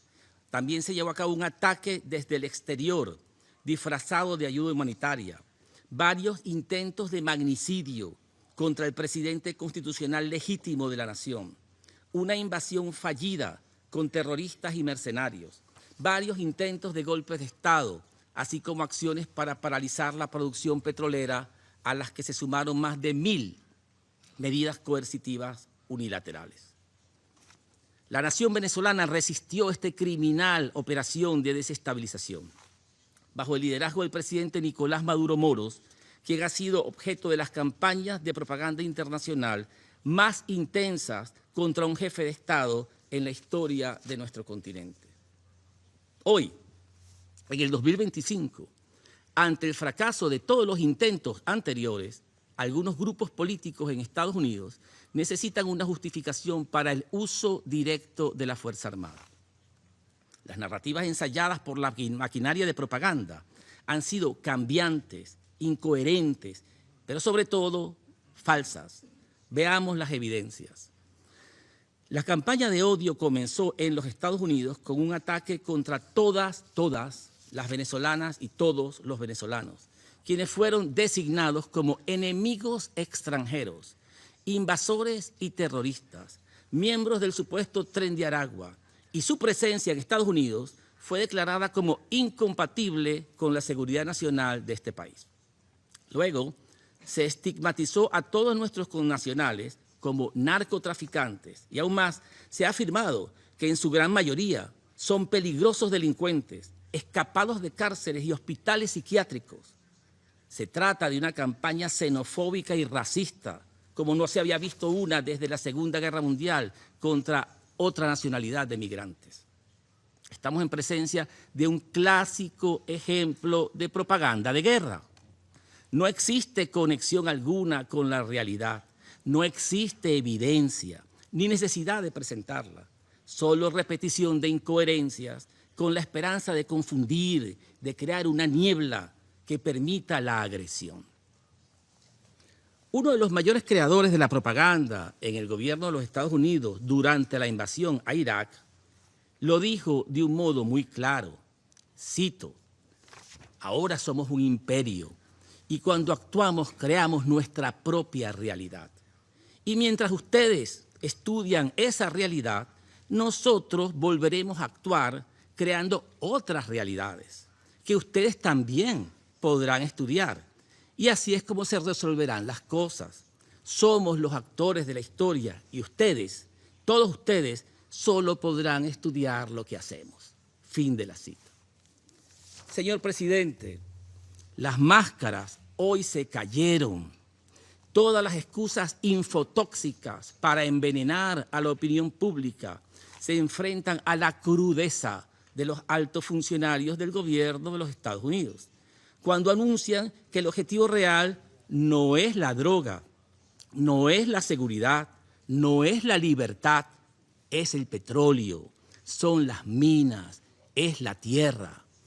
El 16 de diciembre, el presidente de Estados Unidos expresó que, cito, Venezuela está completamente rodeada por la armada más grande jamás reunida en la historia de Sudamérica.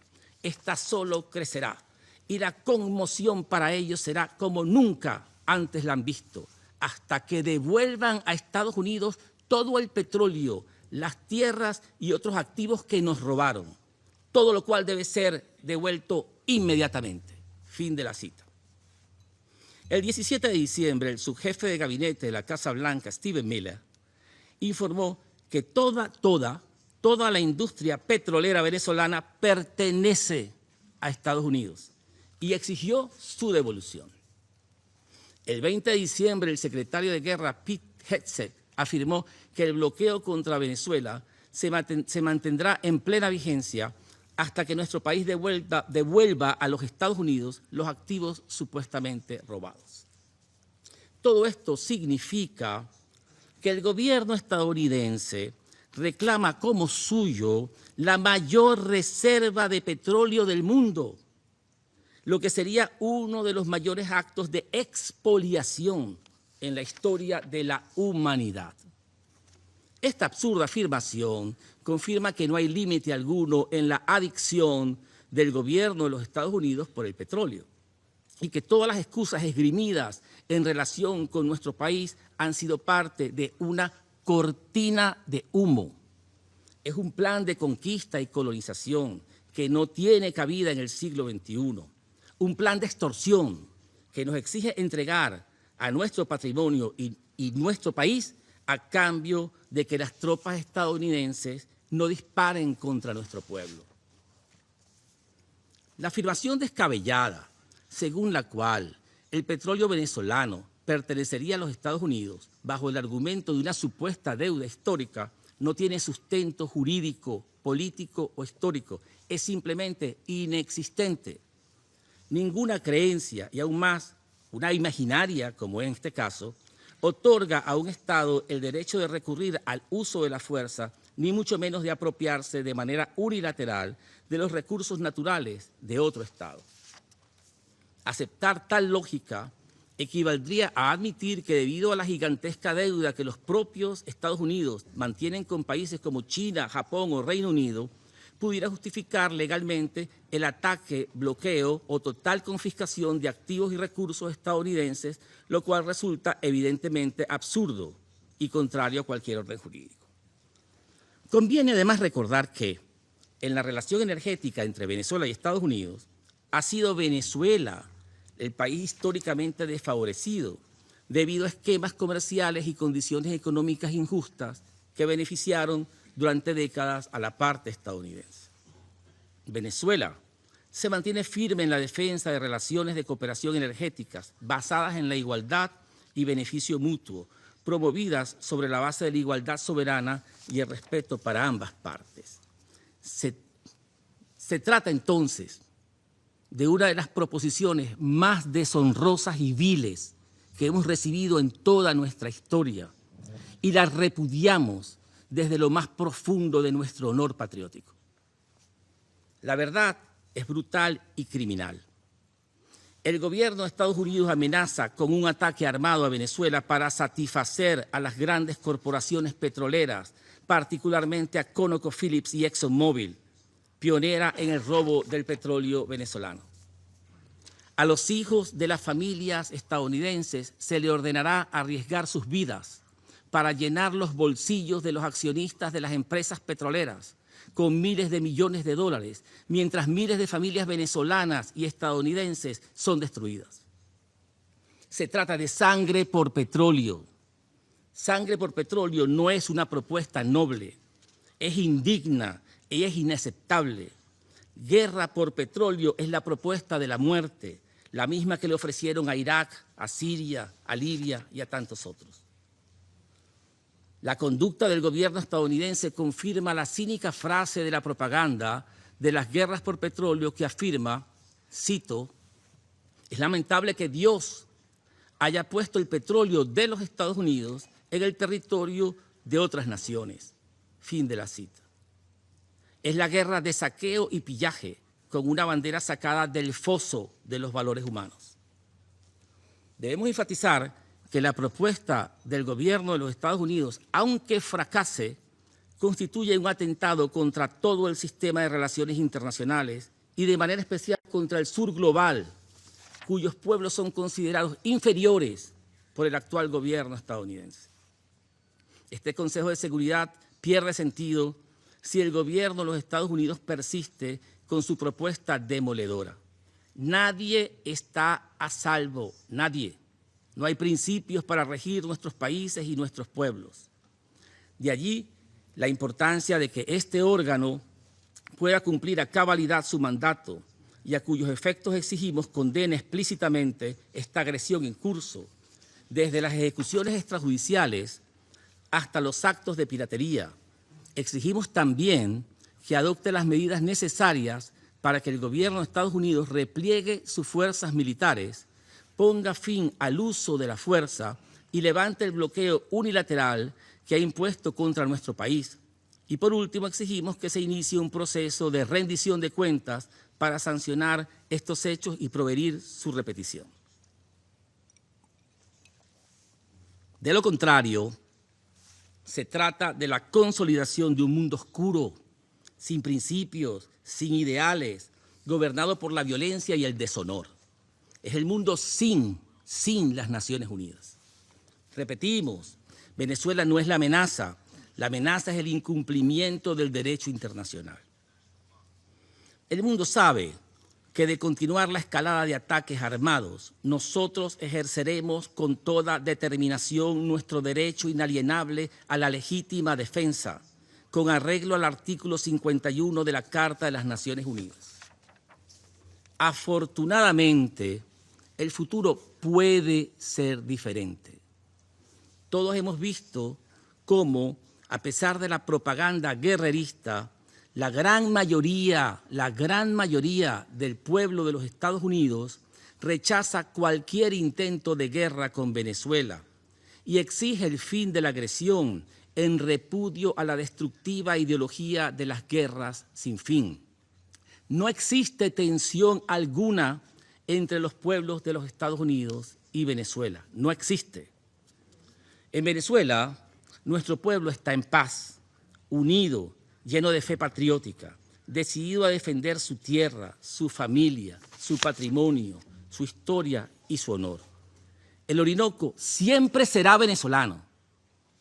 No hay fuerza en la tierra que nos arrebate nuestro derecho a la existencia. Señor presidente, para finalizar, permítame ahora dirigir unas breves palabras a nuestro pueblo. Es un honor para nosotros representar aquí la voz de millones de venezolanas y venezolanos que están en nuestra patria trabajando serenamente por defender nuestro derecho a vivir en paz. Millones de mujeres y hombres que trabajan en los campos y ciudades, en las fábricas y en las escuelas, en los hospitales y en la Fuerza Armada Nacional Bolivariana, construyendo una nación digna, independiente y soberana. Todos debemos estar orgullosos de vivir este momento estelar de nuestra historia, este momento de ejercer la defensa de nuestra patria cuando una potencia extranjera llena de soberbia cree que puede convertirnos en colonia. Las venezolanas y venezolanos damos gracias a la vida por haber dado la oportunidad de luchar por nuestra segunda independencia y mostrarle al mundo de qué estamos hechos, de optimismo, de orgullo y de amor por la patria. Llegó el momento de unirnos en la defensa de lo que es nuestro. Hoy, cuando llenos de alegría nos preparamos para celebrar en familia la Navidad, recordemos también todos los esfuerzos de nuestros antepasados que nos entregaron la nación para cuidarla para nuestros hijos y para nuestras hijas. Hoy somos responsables de defender nuestro pasado, nuestro presente y nuestro futuro. Derrotemos el despotismo que levanta la voz. Gloria al bravo pueblo que el yugo lanzó. Hermanas y hermanas, juntos venceremos. Feliz Navidad para todas y todos. Muchas gracias, señor presidente. I thank the representative of Venezuela for the statement. I would like to request the remaining 8 speakers to limit their statements to maximum 5 minutes if we are to finish the session within the allocated time. I give now the floor to the representative of Colombia. Señor presidente, quisiéramos agradecer al subsecretario Chiari por su valioso reporte. Las recientes actividades militares efectuadas por los Estados Unidos en el mar, así como las declaraciones públicas realizadas al más alto nivel por el gobierno de Estados Unidos, están generando tensiones en una región que, hasta ahora, se ha caracterizado por la estabilidad y la convivencia pacífica. América Latina y el Caribe se ha proclamado como una zona de paz, sustentada en principios claros: la proscripción de la amenaza y el uso de la fuerza, la solución pacífica de controversias, la promoción del diálogo y el multilateralismo, el respeto irrestricto a la soberanía y la integridad territorial, la no injerencia en los asuntos internos de los estados y el derecho inalienable de los pueblos a la autodeterminación.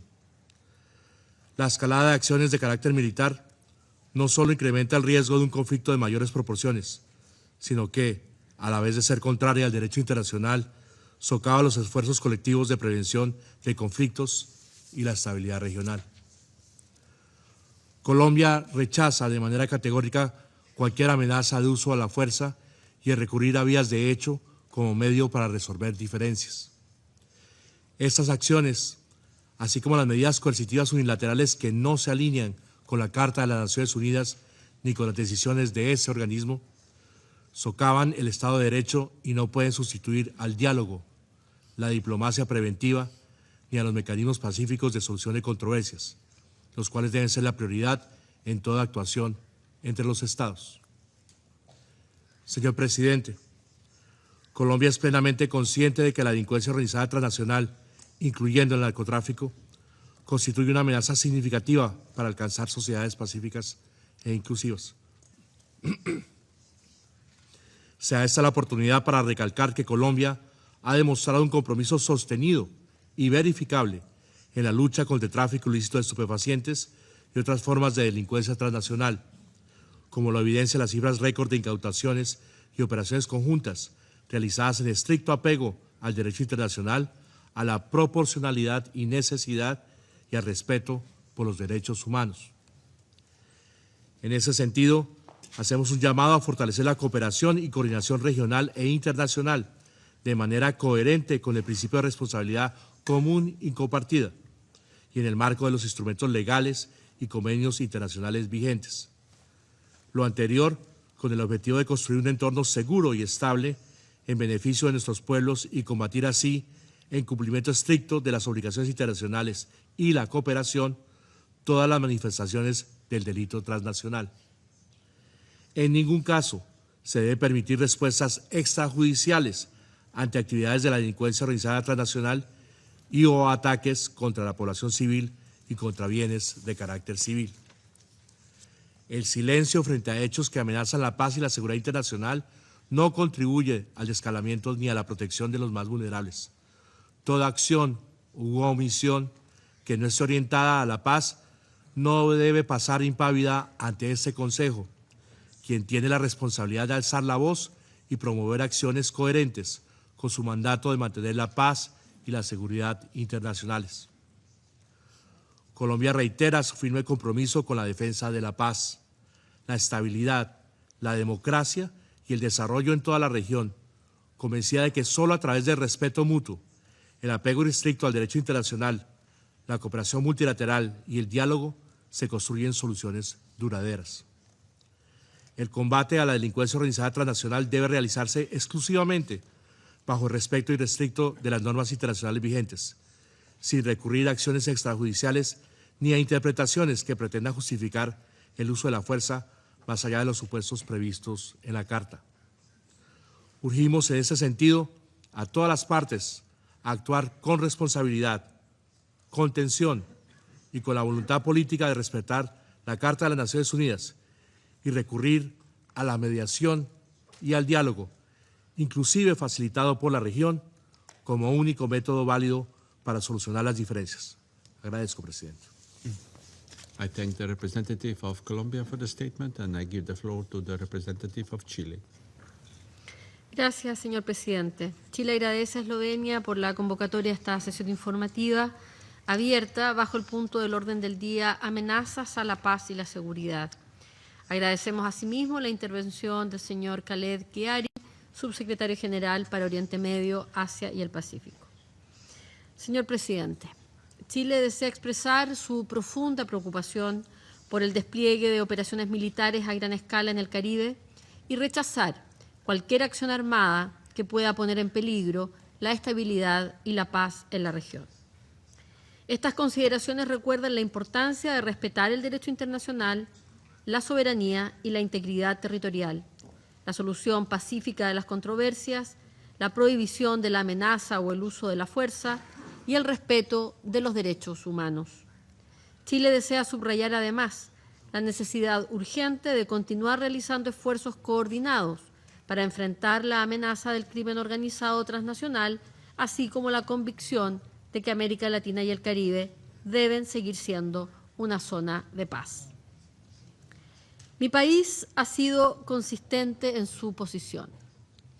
Chile no reconoce la legitimidad del actual régimen encabezado por el señor Nicolás Maduro. Debido a la ausencia de condiciones democráticas, garantías electorales y respeto pleno al Estado de Derecho. Al mismo tiempo, reafirmamos que nuestra postura se orienta siempre a la defensa del pueblo venezolano, cuyos derechos y dignidad deben situarse en el centro de cualquier consideración internacional. El escenario de tensión, como el que estamos observando, no nos hace olvidar el prolongado deterioro de las instituciones, las restricciones a los derechos civiles y políticos y la falta de espacios efectivos de participación democrática. A ello se suma una grave crisis humanitaria y migratoria que se ha convertido en una de las mayores situaciones de desplazamiento del mundo contemporáneo. Millones de venezolanas y venezolanos se han visto forzados a abandonar su país en busca de seguridad, atención básica y oportunidades, generando enormes desafíos humanitarios tanto dentro de Venezuela como en los países de acogida de la región, incluido el nuestro. En este contexto, Chile desea subrayar de manera especial los riesgos que implicaría cualquier escalada militar o conflicto armado. Una confrontación de esta naturaleza tendría consecuencias humanitarias devastadoras, profundizaría el sufrimiento de la población civil y agravaría aún más las dinámicas de desplazamiento, inseguridad y vulnerabilidad.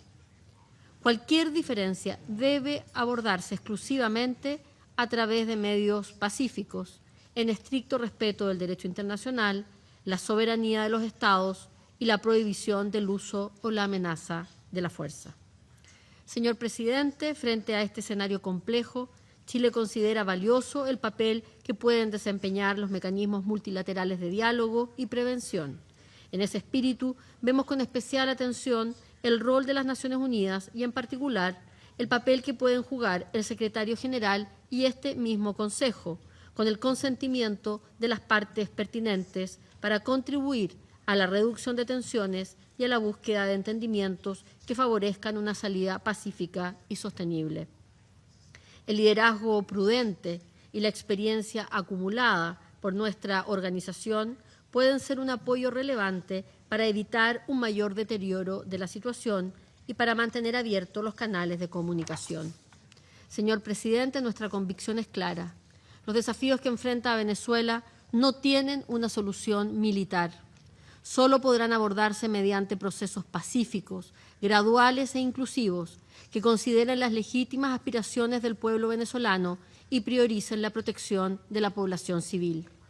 Chile reitera su disposición a respaldar iniciativas constructivas que apunten en esa dirección y a trabajar junto a los países de la región y a la comunidad internacional en favor de la estabilidad, el entendimiento mutuo y el respeto de los principios que sustentan esta organización. Gracias, Presidente. I thank the representative of Chile for the statement, and I give the floor to the representative of Argentina. Buenas tardes. La República Argentina agradece a la Presidencia de Eslovenia por la convocatoria de esta sesión informativa. Señor Presidente, la Argentina desea expresar que una vez más su profunda preocupación por la grave situación en Venezuela. Como ha manifestado en distintos foros, la Argentina considera que el régimen ilegítimo de Nicolás Maduro ha sumido a Venezuela en una grave crisis política, humanitaria y social, cuyos efectos trascienden el ámbito interno y repercuten negativamente en la estabilidad de América Latina y el Caribe. La persistencia de la impunidad y el debilitamiento del Estado de Derecho en Venezuela, la desestabilización política e institucional y la proyección del crimen organizado transnacional constituyen una amenaza concreta para la seguridad del hemisferio. Desde el inicio de la gestión del presidente Milei, la Argentina ha condenado con firmeza lo que está ocurriendo en Venezuela: la falta de libertad, la violación sistemática de derechos humanos, las detenciones ilegales y la desaparición forzada de opositores políticos, ciudadanos venezolanos y extranjeros, e incluso de niños y adolescentes. La paz, la libertad y la democracia en América Latina han sido puestas en jaque por un régimen carente de legitimidad política, que no permite elecciones libres ni democráticas y que desconoce la voluntad soberana del pueblo venezolano, expresada de manera contundente en las urnas en favor de Edmundo González Urrutia, a quien la Argentina reconoce como presidente electo en Venezuela. Señor Presidente, la ocasión amerita recordar que Venezuela se encuentra suspendida del Mercosur desde 2017 por violar el protocolo de Ushuaia sobre compromiso democrático. El mismo establece la democracia como condición esencial para la integración regional, permitiendo la suspensión de cualquier Estado miembro en caso de ruptura del orden democrático o constitucional y aplicando sanciones automáticas para proteger los valores y el Estado de Derecho en la región. El restablecimiento del orden democrático y el respeto irrestricto de los derechos humanos en Venezuela se vuelven imprescindibles. En este contexto, el presidente Milei, en el marco de la cumbre de Mercosur del 20 de diciembre pasado, expresó: la Argentina saluda a la presión de los Estados Unidos para liberar al pueblo venezolano. Tampoco puede haber verdadera seguridad en América Latina mientras la vida, la libertad y la estabilidad de nuestros países se vean permanentemente amenazadas por el narcotráfico, el terrorismo y el crimen transnacional organizado. Estas redes se sostienen y se expanden gracias al amparo, la complicidad y la connivencia de regímenes como el que hoy impera en Venezuela. Por último, señor presidente, la Argentina subraya la responsabilidad de la comunidad internacional de pronunciarse con claridad y determinación frente al régimen de Maduro, exigir la liberación de los presos políticos, entre ellos el ciudadano argentino Nahuel Gallo, quien continúa detenido ilegalmente en Venezuela desde el 8 de diciembre de 2024, y garantizar el retorno de la libertad, la democracia, el respeto de los derechos humanos y la prosperidad económica en Venezuela.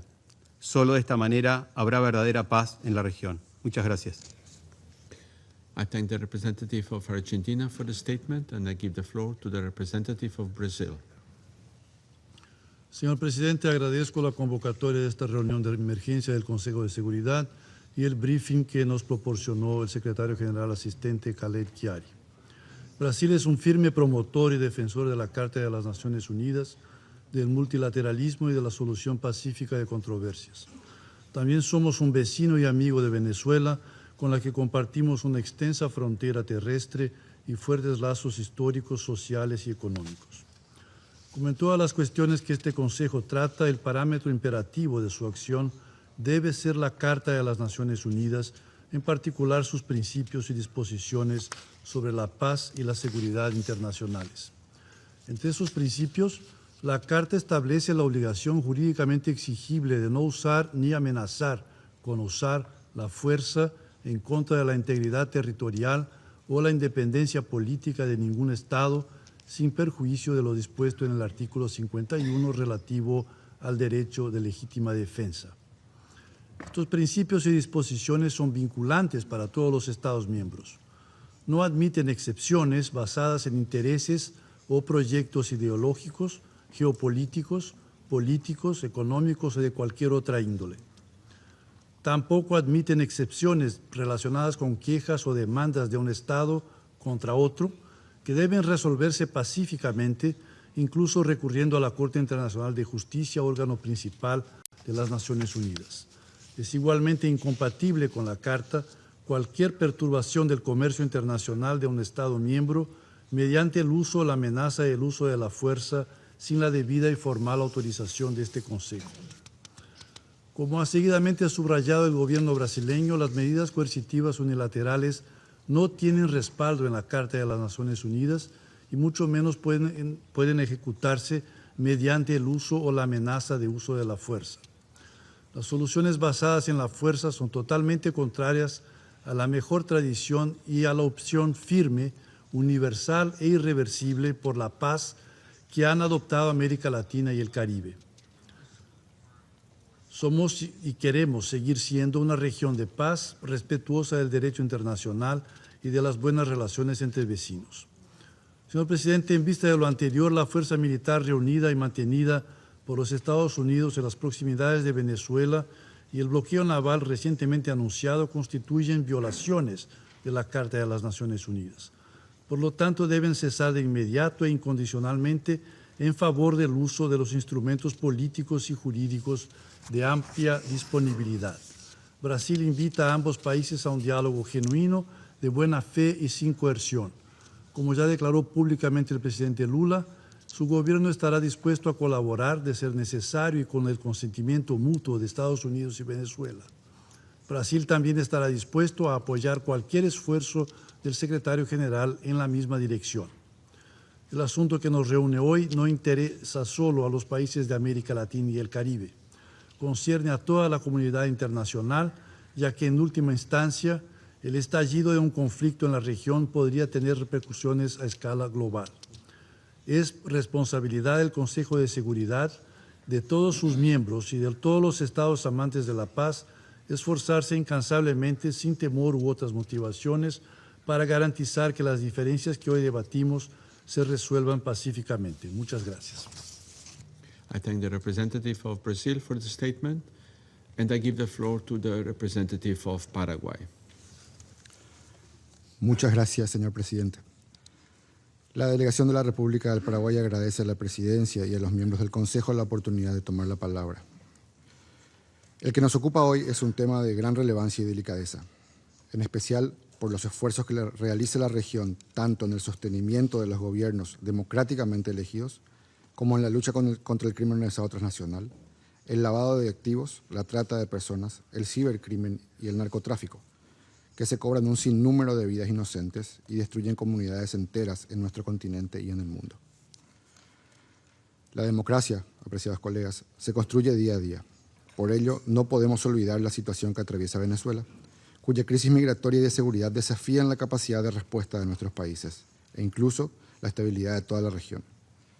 Hay que ser claros, el sufrimiento del pueblo venezolano es consecuencia directa de las acciones y medidas del régimen que gobierna ese país y no de factores externos o de terceros.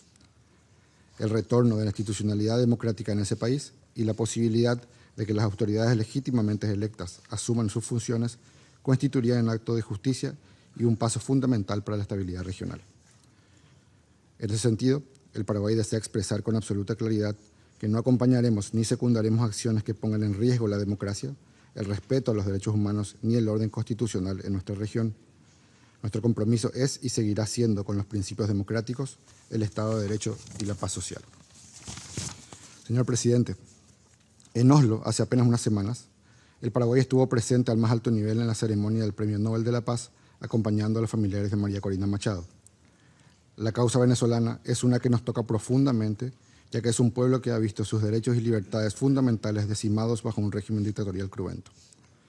Venezuela no es un problema de los venezolanos solamente, sino que es y debe ser un problema del mundo entero y en especial de la región. Manifestamos así nuestra solidaridad con María Corina y a través de ella a todo el pueblo venezolano. Estamos seguros de que la paz y la libertad llegarán a Venezuela más temprano que tarde.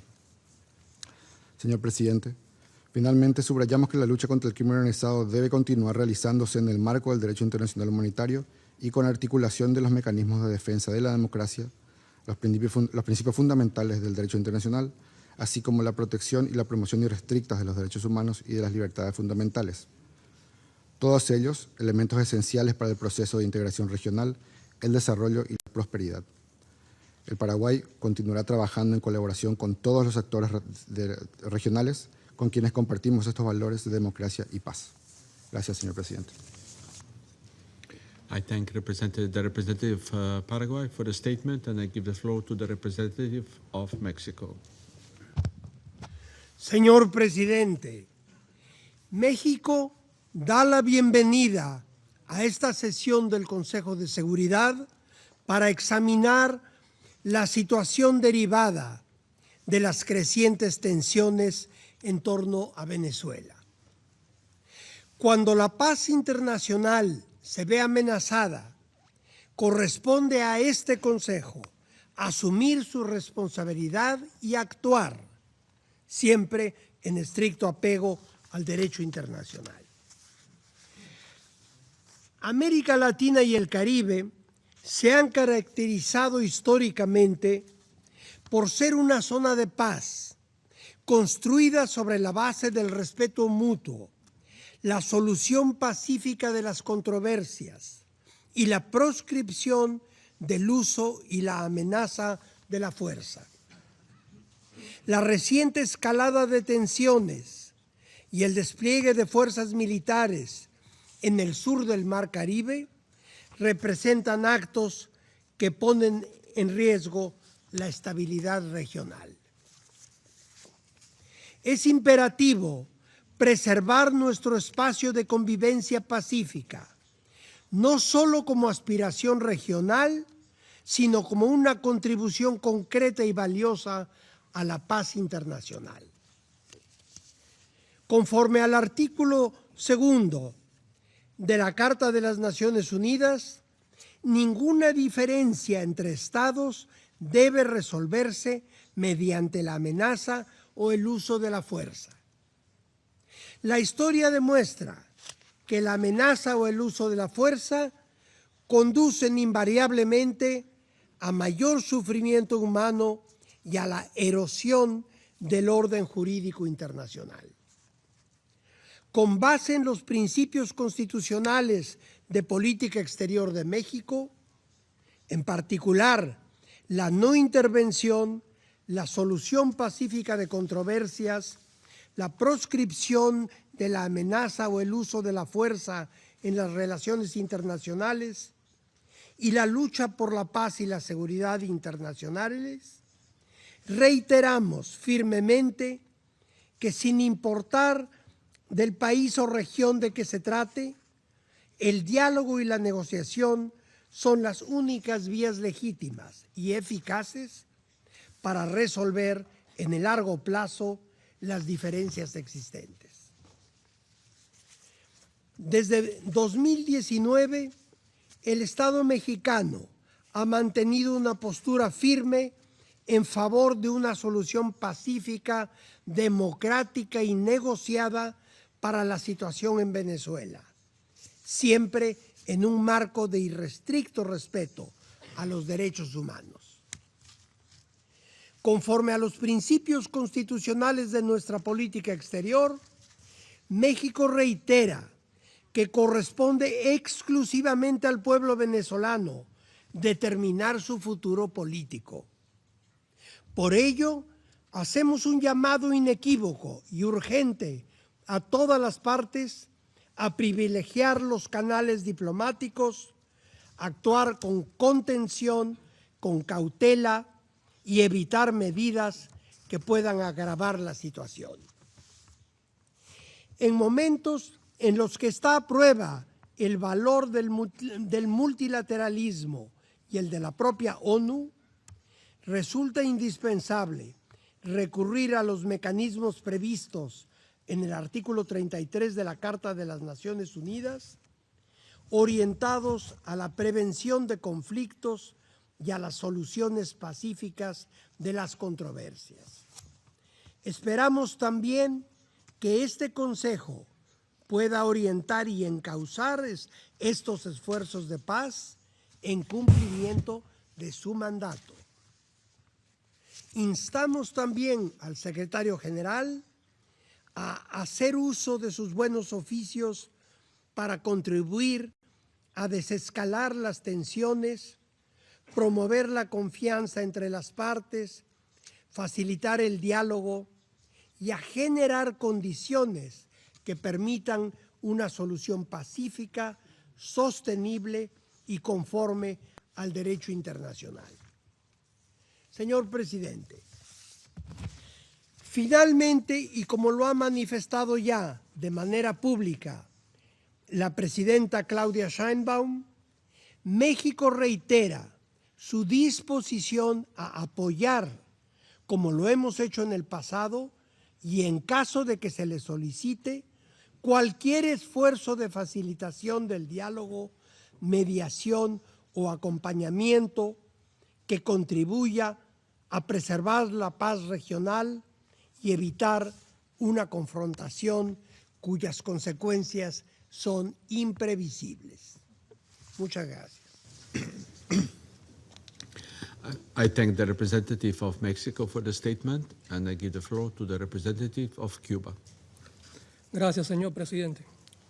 Señor presidente, hace apenas 8 días, Cuba denunció en este órgano la peligrosa escalada de agresiones del gobierno de los Estados Unidos contra la República Bolivariana de Venezuela, que constituye una flagrante violación de los propósitos y principios de la Carta de las Naciones Unidas y en particular del artículo 2 en lo que respecta a la igualdad soberana de los Estados, la prohibición de la amenaza o uso de la fuerza, la no intervención en asuntos internos y el arreglo de las controversias internacionales por medios pacíficos. Igualmente, quebranta numerosas resoluciones de la Asamblea General de las Naciones Unidas, especialmente la 2625 sobre los principios del derecho internacional referentes a las relaciones de amistad y a la cooperación entre los estados, la 3314 que define el bloqueo de los puertos o de las costas de un estado por las Fuerzas Armadas de otro como un acto de agresión, la 2131 sobre la inadmisibilidad de la intervención en los asuntos internos de los estados y la protección de su independencia y soberanía, las resoluciones 79/144 y 80/110 que refieren la seguridad y protección del transporte marítimo y la libertad de navegación, así como las resoluciones pertinentes de la Organización Marítima Internacional. Asimismo, contravienen numerosas resoluciones de la ONU sobre las medidas para eliminar el terrorismo internacional y las del Consejo de Seguridad relativas a las amenazas de la paz y la seguridad internacionales causadas por actos terroristas. En menos de un mes, las Fuerzas Armadas de Estados Unidos han cometido varios actos de piratería y terrorismo marítimo contra buques petroleros y su tripulación en aguas internacionales del Mar Caribe, a lo que se suma la declaración de un bloqueo naval contra Venezuela. La actuación irresponsable del gobierno estadounidense parece no tener límites. Impone la aplicación de la ley fuera de su territorio y lejos de sus costas, donde no tiene jurisdicción, utilizando el asalto y la apropiación de bienes. Esto se inscribe en la escalada de Estados Unidos para impedir el legítimo derecho de Venezuela a utilizar y comercializar libremente sus recursos naturales con otras naciones, incluidos los suministros de hidrocarburos a Cuba. Estas acciones repercuten negativamente en Cuba y recrudecen la política de máxima presión y asfixia económica de Estados Unidos, con un impacto directo en el sistema energético nacional y, por consiguiente, en la vida diaria de nuestro pueblo. Reiteramos que el gobierno de Estados Unidos irrespeta y viola gravemente el derecho internacional, el régimen establecido en el derecho del mar, la libertad de navegación y comercio y el convenio para la represión de actos ilícitos contra la seguridad de la navegación marítima. Como si no le fuera suficiente, de manera arbitraria, fraudulenta, unilateral y políticamente motivada, Estados Unidos designó al gobierno legítimo de Venezuela como organización terrorista extranjera. Se ratifica la falta de credibilidad de estas decisiones y la manipulación del terrorismo como un arma política. ¿Qué moral tiene el gobierno de Estados Unidos para estas designaciones cuando protege y financia organizaciones terroristas en su territorio, se niega a colaborar con países vecinos como Cuba en materia de terrorismo y habla abiertamente de acciones encubiertas y sabotajes de la CIA contra infraestructuras venezolanas? Solo persiguen aislar internacionalmente a la revolución bolivariana y chavista, aumentar la presión, escalar en una agresión con impredecibles consecuencias para la paz, la seguridad y la estabilidad de América Latina y el Caribe, y ampliar el exiguo apoyo a sus ataques ilegales. Resulta hipócrita que el país con el principal mercado de drogas en el mundo, desde cuyo territorio se financia este criminal negocio, promueva una guerra para supuestamente combatir ese flagelo en América Latina y el Caribe. Es claro que su propósito es justificar el costoso y extraordinario despliegue militar en la región con el que pretende agredir a Venezuela e impone su dominio hegemónico en el hemisferio. Alertamos a la comunidad internacional de estas provocaciones que buscan escalar aún más la agresión contra territorio venezolano y apoderarse de sus recursos naturales. Venezuela y cualquier otro Estado agredido tiene derecho a la legítima defensa conforme al artículo 51 de la Carta. Todo esto se suma a las medidas coercitivas unilaterales, la asfixia económica, las campañas de descrédito y los ataques contra importantes instituciones de este país que forman parte de la guerra psicológica y el aumento de las presiones por parte del gobierno de Estados Unidos para derrocar al gobierno venezolano. Señor presidente, la nueva estrategia de seguridad nacional de Estados Unidos, que incluye el llamado corolario Trump a la doctrina Monroe, pretende hacer cumplir la idea de que el hemisferio occidental es su zona exclusiva de influencia, valida la peligrosa doctrina de la paz a través de la fuerza y consagra la guerra cognitiva como política de Estado. Refleja en sí misma los enormes desafíos que enfrenta la humanidad y, en particular, la región latinoamericana y caribeña. El actual gobierno estadounidense y su proyección hacia la región transgrede los preceptos de la proclama de América Latina y el Caribe como zona de paz. La política del gran garrote y la diplomacia de las cañoneras con su criminal prontuario de agresiones y atropellos contra los pueblos, pertenece al pasado de nuestra región. No podemos permitir que sea el futuro. Reiteramos el llamado a la comunidad internacional a detener esta escalada contra un Estado soberano. El despliegue naval ostensible, exagerado e injustificado de las fuerzas estadounidenses en el Mar Caribe, junto a la deliberada amenaza de agresión militar contra la nación bolivariana, tiene consecuencias impredecibles para la estabilidad política, social y económica de toda la región. Ello revela un propósito hegemónico y criminal y requiere una condena universal. Señor presidente, rechazamos la prórroga de sanciones y medidas coercitivas unilaterales de la Unión Europea contra Venezuela, contrarias al derecho internacional y la Carta de las Naciones Unidas, que buscan aumentar la presión contra el gobierno venezolano y se alinean a los intereses agresivos y neocolonialistas estadounidenses. Cuba reafirma su total y firme apoyo al presidente constitucional Nicolás Maduro, a la revolución bolivariana y chavista y a su unión cívico-militar. Demandamos el respeto irrestricto a la soberanía, la independencia y el derecho de Venezuela a decidir libremente su destino sin injerencias externas. No es la primera vez que se intenta someter a América Latina y el Caribe bajo pretensiones hegemónicas. Estamos convencidos que no será tampoco la última en que los pueblos de la región sepan determinar su futuro y abogar por su legítimo derecho a vivir en paz. Muchas gracias. I thank the representative of Cuba for the statement, and I give the floor to the representative of Nicaragua. Muchas gracias, señor presidente.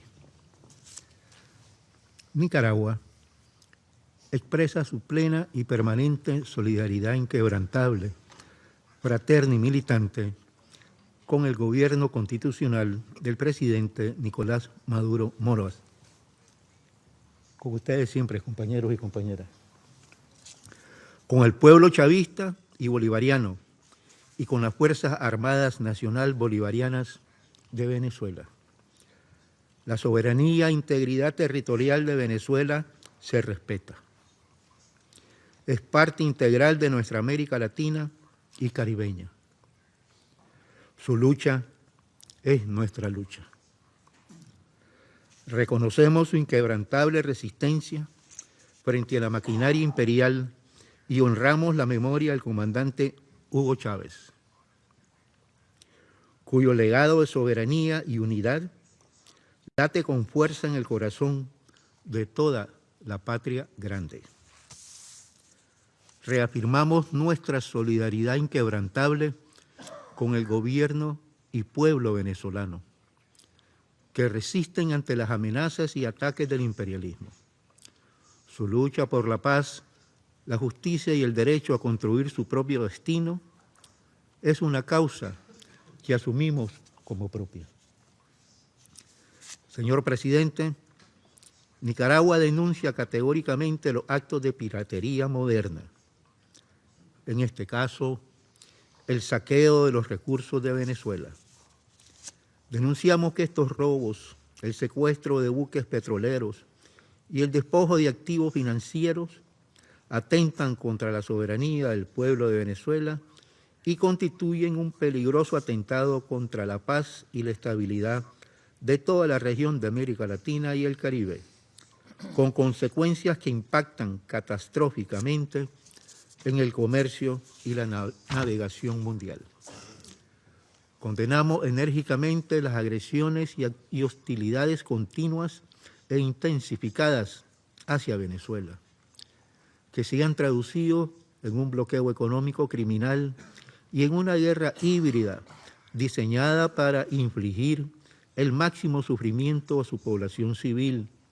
Estas acciones deliberadas buscan provocar el colapso de una nación soberana para imponer por la fuerza, intimidación y la hambruna un gobierno dócil y servil al servicio de intereses egoístas foráneos.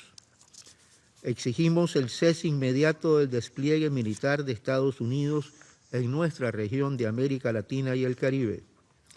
Esta presencia militar pirata es una amenaza directa a la seguridad de nuestras naciones. Estas políticas de agresión son un descarado acto para cambiar gobiernos legítima y democráticamente electos. Demandamos poner fin a las acciones imperialistas y colonizadoras de los Estados Unidos en nuestra región. E instamos a la comunidad internacional a preservar y respetar el espíritu y los principios fundamentales de la Carta de las Naciones Unidas, tales como abstenerse de recurrir a la amenaza o al uso de la fuerza contra la integridad territorial e independencia política de cualquier Estado, la no intervención, la solución pacífica de controversia y la igualdad soberana de los Estados.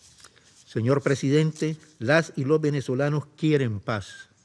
Exigimos que se respete la dignidad y soberanía de su país, su derecho inalienable a comercializar sus recursos naturales libremente, y pedimos que se ponga fin de manera inmediata a todas las medidas coercitivas unilaterales y ilegales, las cuales socavan la estabilidad de la región y constituyen un castigo colectivo prohibido por el derecho internacional.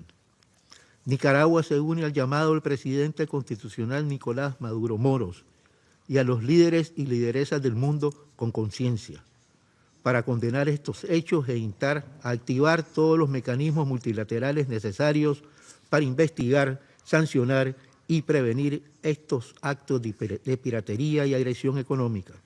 El Consejo de Seguridad y Naciones Unidas, la ONU, tiene obligación de salvaguardar la paz y seguridad internacionales. No pueden ser espectadora pasiva del saqueo de un país miembro. Nicaragua sabe que la unidad de los pueblos es más poderosa que las pretensiones hegemónicas imperiales. La solidaridad con Venezuela es un deber moral y una obligación política para quienes forjamos este mundo multipolar, justo y soberano. Reafirmamos que Nicaragua caminará junto a nuestras hermanas y hermanos venezolanos en la defensa de su patria. Venezuela no está sola. Para terminar, señor presidente, reafirmamos que la defensa de la soberanía venezolana es la defensa de la Carta de las Naciones Unidas, del derecho internacional, del principio de no intervención y autodeterminación, del derecho de todos los pueblos a construir su propio destino sin coerciones extranjeras, sin amenazas o uso de la fuerza en las relaciones internacionales. Muchas gracias. I thank the representative of Nicaragua for the statement. The representative of the United States has asked for the floor to make a further statement. Thank you, Mr. President. The illegitimate Maduro regime has displayed little to no political will to counter drug-related threats and curb drug trafficking in Venezuela. In fact, it has facilitated the illicit production and distribution of narcotics, creating conditions that have allowed drug traffickers and other transnational criminal organizations to operate with impunity. It is necessary for the national security of the United States to act aggressively against these narco-traffickers, as traditional drug interdiction methods have proven ineffective at stopping the flow. The United States will continue to take decisive actions to weaken the illegitimate regime and deny Maduro and his cronies access to illicit revenues. This includes profits from the sale of oil. As Secretary Rubio said just last week, the goal here is to bring security and stability to the hemisphere, to the region we live in, which has not received enough attention. To bring the elements of American power to achieve that, to do it in partnership with as many countries as are willing to work with us in that regard. That's the goal. And with that, I thank you, Mr. President. I thank the representative of the United States for the statement. The representative of Venezuela has asked for the floor to make a further statement. I believe, sir, you made a very clear your messages in your lengthy statement before, so I'll give you one more time, but I will ask you if you can be short. Thank you. Muchas gracias, señor presidente. El gobierno de los Estados Unidos de América es recalcitrante en su posición de ignorar el derecho internacional y de mentir abiertamente con respecto a la realidad venezolana.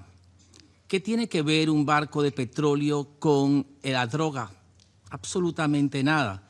Incluso es un absurdo pensar que el dinero del petróleo se usa para financiar la droga. Sin embargo, semejante locura es repetida acá y la propaganda la magnifica. El gobierno de los Estados Unidos dice luchar contra la droga y ha perdonado al mayor traficante de droga de toda América que estaba preso en Estados Unidos con más de 400 toneladas de droga que se comprobó que traficaba. Sin embargo, lo acaban de liberar. Esa es la lucha del gobierno de los Estados Unidos contra la droga.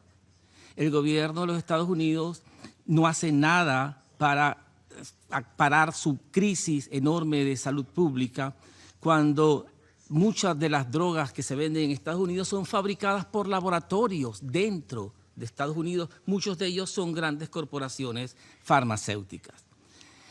Se trata, incluso cuando dice que el fentanilo es un arma de destrucción masiva, está tratando de copiarse, una línea sacada, copiada de la invasión a Irak, cuando inventa la idea de armas de destrucción masiva para que el público sea intoxicado y acepte un ataque armado contra Venezuela.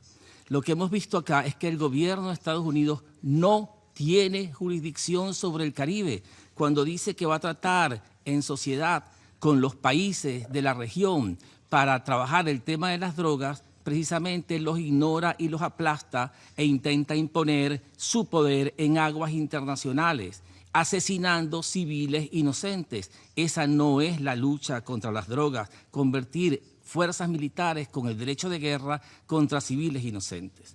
Pero sobre todo, se le cayó la cortina de humo cuando dice que quiere toda la industria de petróleo venezolana. Lo dijo el señor Steven Miller, que le devolvamos las tierras, las minas, las tierras raras. ¿Qué tiene que ver eso con las drogas? Se trata de saqueo, conquista, pillaje y destrucción. Se trata de la recolonización de Venezuela. Se trata de la reconquista de todo el continente. Es la doctrina Monroe, que es infame y es vergonzosa. Pensábamos que había terminado hace más de 150 años.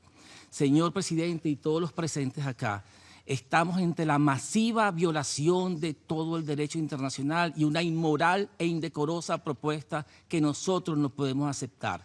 Paremos la mentira, trabajemos con la verdad, trabajemos con la diplomacia. Muchas gracias, señor presidente. I thank the representative of Venezuela for the statement. There are no more names inscribed on the list of speakers. The meeting is adjourned.